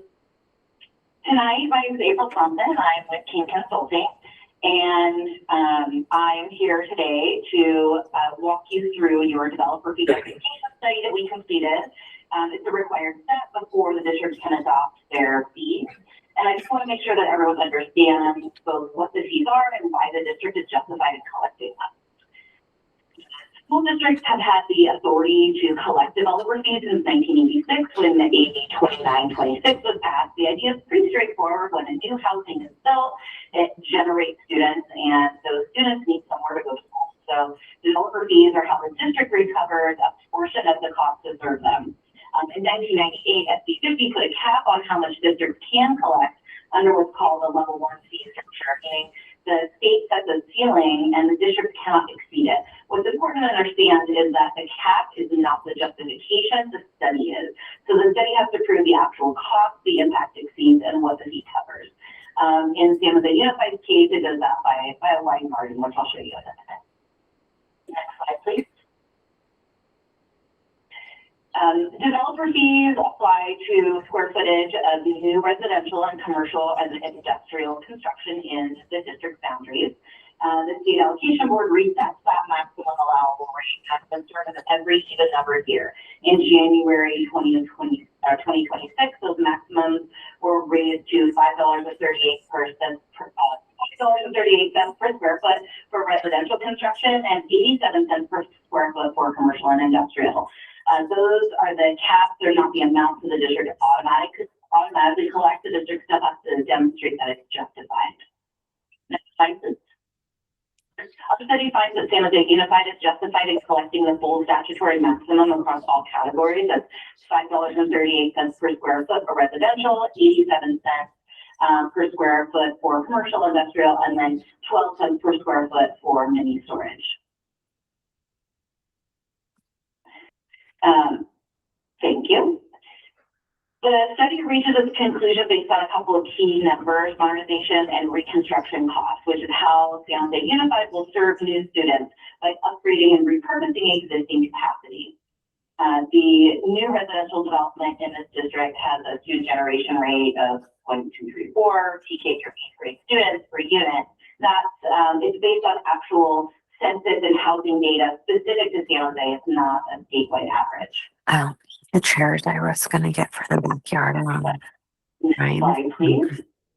One thing that the district needs to understand is how these funds can be used for modernizing and repurposing existing facilities to maintain a current level of service. About that.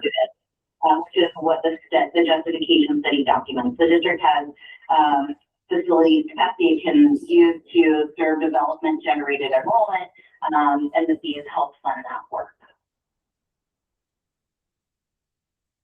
Is there any questions? Start off with the questions from the board. This is the discussion item for the public hearing. So I'll look to my left this time. See the board member, Trustee Collins. Sure. Can you talk a little about or address the other implications that impact student enrollment, like the birth rate and the decline of folks being able to stay precisely because of the housing crisis, and other, the extreme costs here and the other pieces that are needed, because I think it is important to make it make sense that we need to approve this. Yeah, April, I'll start out. You can add if there's anything you want to add too, because I do understand that there's a little bit of want to make it clear. So one thing we want to do is maximize the money we get for developer fees always, because that money can be used for facilities. The question that this study is looking at is not, is your enrollment going to increase moving forward writ large across the district? What it's looking at is, does new housing stock generate new students? And what is the rate at which it does? And are you justified in collecting those fees? And that's what this study found. That doesn't mean that in the context of the broader enrollment, that your overall enrollment isn't declining for the various reasons that we cited, because there always will be, or I guess there's not always will be, but there will likely be new housing stock that gets generated, that gets developed, and that there's new students. And that's what this study is really looking at, not your overall enrollment levels as a whole. I don't know, April, if there's anything else you want to add to that. I absolutely agree with you, Seth, on that. When you talk about, your enrollment district-wide, this study isn't necessarily addressing, your system-wide enrollment. It's really about the specific and documented impacts of new construction. But there are a lot of things, as you mentioned, that go into your enrollment fluctuations. A big part of that is that census data. It's your birth rates over the years. There's a lot that goes into it. There could be some area of your district that is going to have a faster or slower growth rate than another area. So this study doesn't necessarily look at, your district-wide systemic enrollment. It's really only based on students that can be generated from new construction. Again, just reiterate that the goal is to maximize the developer fees we can collect in order to have those available for us. Vice President Wee. Trustee Gibson. So if this was approved, what does it look like? And is this specifically applying to new residential development, or does this also apply to modernization, upgrade of existing facilities? And if this was opposed, what would be the impact of that regarding these measure projects? Yeah, let me take a shot at answer that and tell me if I hit it right. So the fees are leveled on developers. We collected from the developers and not from property taxes or anything. And it goes into a separate fund on our balance sheet. It's called the developer fee fund. That has restrictions to it that we can use it. And so it's in our capital project fund. But so Director Tracy Morrison, who you heard from earlier, she and her team do a great job of working with our legal counsel when it's not totally clear to use, just like we do in our general fund, use that money first because it's restricted for the things that we can use it for before we turn to other sources, whether that's the other capital funds that we have, like the building fund or Measure R. So that's the impact, I guess, on Measure R is that it is intended to extend what those dollars can do by bringing in new dollars to do facility work too. So it's another revenue source for applying to our facilities. It's just, it is more restricted than the other building fund sources that we have. Right, so these funds, can it be allocated through any list that's been listed by Measure R or specific? Like it could be all the things we just said, upgrade or all across the board, you can just use it, your discretion. It's hard for me to give you a blanket answer on that. It is somewhat case by case dependent. It depends because of the restrictions on the developer fee funds. It just sort of depends on what the project is, what the work is, what's happening with it. So certainly not all the things that were listed in the Measure R things we wanted to do because there are restrictions on it. But some of them there is overlap. Oh, if you can quickly say, what are those things that will help me out? What are those things that for sure? It's not necessarily like a category of work. It's more what exactly the project is. So enhanced facility repairs, or I should say modernizations or upgrades, new construction.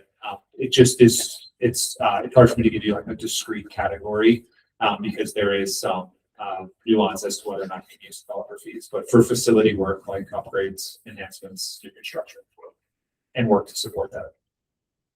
And this increase came because of inflation, or what? Why is it that we have one fee now? Is it inflation? What caused the increase? What changed? Yeah, it's a body called the State Allocation Board. They increase the rates based on, I would imagine, actually, I'm not entirely sure how they compute their increases, but I would imagine it's like inflation and other costs related to construction that they're looking at.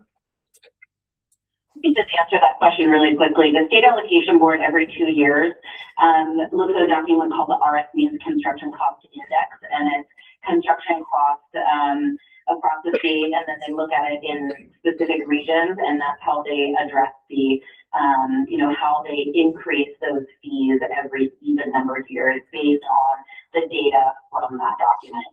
It's also important, I heard a couple of questions in there. The developer fee isn't designed to solve all of the existing deficiencies across the district. It's really designed to ensure that any new development that comes in pays its proportional share of the cost that it creates. So if the district didn't collect these fees and a developer came in and built 500 units tomorrow, the cost of serving those students would fall entirely on existing taxpayers. So that's the inequity that this fee is designed to correct. Trustee Castellanos. No questions. All my questions are answered with my colleagues' questions. Thank you. All right, so that does conclude the public hearing. What I'm going to do is move us on to K10, which is a resolution. I'm going to entertain a motion to approve K10 resolution 2026062501. So moved. There's a Second. motion and a second. Any other discussion? So Seeing again, none. Any other points? I just want to reiterate again. So if we don't approve of this, does it restrain us from moving forward with facility upgrade modernization? Does it impact that part It means less money for the, in general? as a developer fee source. It means less money in our building fund for facility upgrades. So again, it's not specifically for new construction, but also existing facilities. Correct. Any other questions? All in favor, please say aye. Aye. All opposed? All abstaining? Motion passes 500. We'll go back to our orders of the day and go back to K4, which is administrative update to AFSCME salary schedule. I'll turn it over to staff for a quick update. Yep. Yeah, I can take this one. It'll be very short. That's very kept for that. We approved, you all approved the salary increase, last, meeting for AFSCME, and you previously have approved a collective bargaining agreement with them. In that, you've already approved the salary schedule that we have for them. That is what we call an infinity table internally, which means that the rows go on for as long as someone progresses along them by 0.5 percentage points as they get an increase each year. We have previously really just published the schedules up to 75 just for workability and readability. But we do have someone who's beyond row 75, and in talking with our payroll team, it's not that someone's worked here for 90 years. It's just that through various job consolidations and other things that we negotiate over the years as we will look to sort of make the classified structure more efficient. People get bumped and rolled into different positions. So we just wanted to bring back the AFSCME one to just bring it up to 100 so that we don't have this problem and ensure that it's correct for everyone who's, if anyone's above row 75. And that even though you've already approved it in spirit in the agreement, we need to approve it, the actual like dollar amounts that are on there up to 100. So that's all that is. With that, I'll entertain a motion to approve K4. So moved. We have a motion and a second. Any questions? I have a few questions. Just your. So does extending the salary schedule to 100 rows create any immediate future fiscal impact? Sorry, was the last part any immediate or future? Does it create any immediate or future fiscal impact? No, the budget already includes this. It's just ensuring that it's published. And do we know how many current employees are presently at or near the highest extent and would potentially benefit from expanding roles? We have one person over row 75 in a particular job classification in the AFSCME unit. And sorry, what was the second part of the question? There's only one part. It's just that they would potentially benefit from expanding the roles. It's just that presently, are presently at or near the highest. So that might be just one question. Got it. Yeah, one person is over 75 and they'll just keep progressing as long as they stay with us. Okay. So how does this step work? Each year when they get a raise, they go a step up, or how does that work? Regardless of any compensation increases that are agreed upon, they advance for the years of service down the salary table and receive slightly more hourly each year.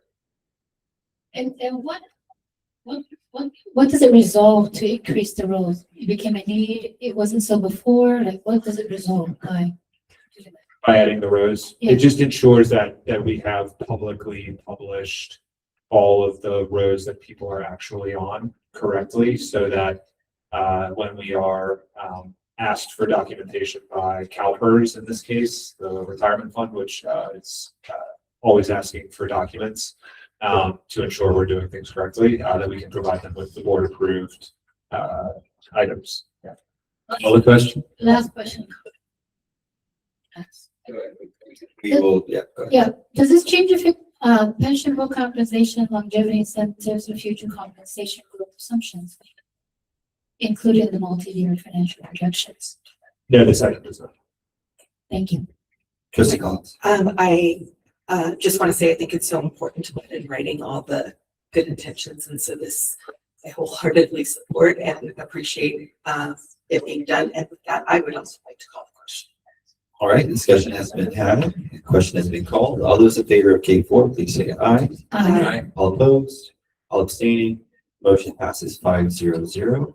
Before we start K5, we are going to take a 5-minute recess. We will come back at 9:51.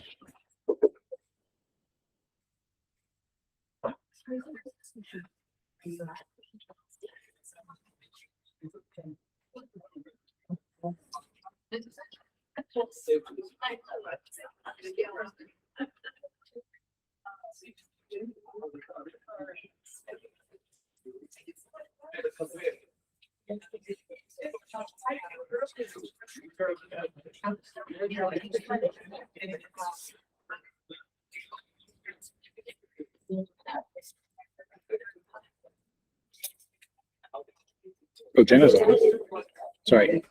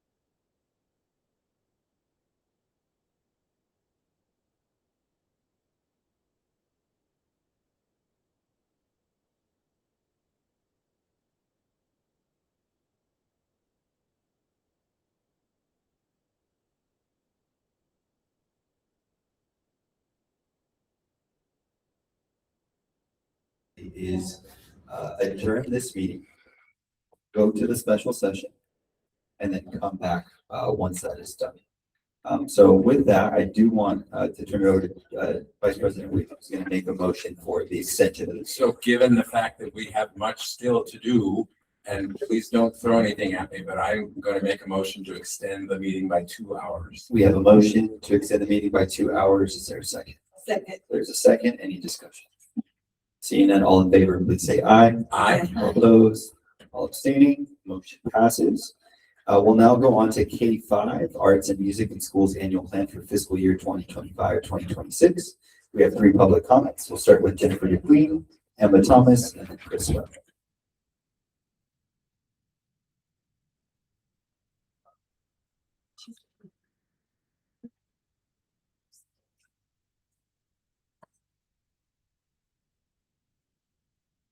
Jennifer DePuy. I read your attached document where San Jose Unified made a recruitment effort to hire teachers with the required credentials, but this has been an ongoing issue. San Jose Unified was unable to fill 7.7 FTE across 20 elementary schools due to the shortage of teachers with the requisite credentials. You've consistently not been able to find people either based on what you're willing to pay them or the level of credentials required to fill arts and music teachers in our elementary schools. It was in the STIC recommendations that every receiving school would get arts and music teacher. This is something he said would be one of the big benefits of creating an ideal school.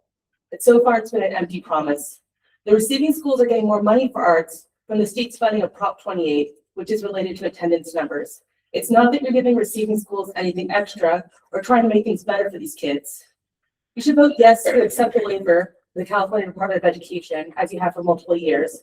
But we would like to see a full-time arts and music teacher at each of the 5 receiving schools hired for the 2026-2027 school year. You have over a year to figure it out. I'd really like you to try. Thank you.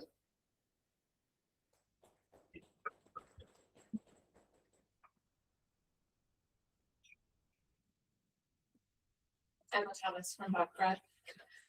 I appreciate the district's inclusion of arts and music in our classrooms and speak to encourage that and to encourage expansion of those programs consistent with staff's recommendation that every elementary school have access to 1 full-time equivalent arts and music teacher. But per Superintendent Lax's report earlier this evening, not even our emerging schools are getting that. By sticking to the bare requirements imposed by state law, many students continue to have subpar access to arts and music. As noted in the attached annual report, the district was unable to fill 7.7 FTE arts and music positions. This was likely due to, in part, to the fact that many of the positions are split between multiple campuses. If a full-time position were open at every elementary school campus, I think it would be much more appealing to potential talent, enabling full compliance with both state law and your committee's recommendations, as well as alleviating some of the issues of recruitment and attrition caused by having partial or split positions. I also will comment that I appreciate Superintendent Lax's recognition of the importance of full-time staff and provision of them to 4 of the 7 affected schools for next year.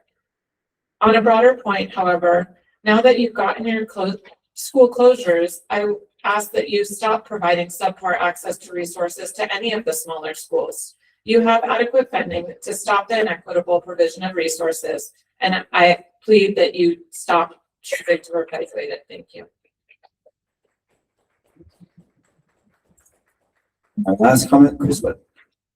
Given the stick and stack, I am wanting to hear how in detail are we expanding base arts offerings? So my expectation would be that there is a 1 FTE teacher, probably all, or at least the receiving schools. And then, so what I don't want to hear is like, oh, we have 1 FTE, it's funded by Prop 28. No, Prop 28 should be enhancing our offerings. And it's already been a known concern about supplanting, right? This gets back to doing wrong by my wife at Leland, right? There was supplanting there was misuse of the funds. You might say, oh, well, you know, we even though we were scrutinizing you highly and you had money to get extra support, we gave it to the debate program instead. That's the playing favorites part. And then now because you did that and you really hardened that drama program, and you really, the arts, I would say, has not been supported there. It seems like even your debate program there is not as strong as it would be were you to allow people to like organically like become institutions, the way my wife was, right? That's how she got to be so strong that even this year, we got multiple people hitting her up to like go to bat for that. Also, one of the things, like getting to this culture, because it is a cultural problem, right? Like, I mean, it's a cultural problem within this district office. Like when we've called about certain things, they'll be like, oh, well, you know, if you want arts, go to Trace, go to Lincoln. And that's not good enough. There's some base level that needs to be done, especially since you close schools. So because you close schools, now the expectation is greater. And I do want to hear how we're enhancing. I think one way you could enhance would be that I know there's visual at Horace Mann, but they have a beautiful stage. And we're at the Air family. I think you should have a performing arts program there. That would be my suggestion. Thank you. So I'll turn this over to staff for an update presentation regarding the Arts and Music Schools Annual Plan for fiscal year 2025-2026. Great. Thanks, President Magana. So yes, this is the Proposition 28 Arts and Music Schools Annual Report for this past fiscal year for your review and approval. So a little bit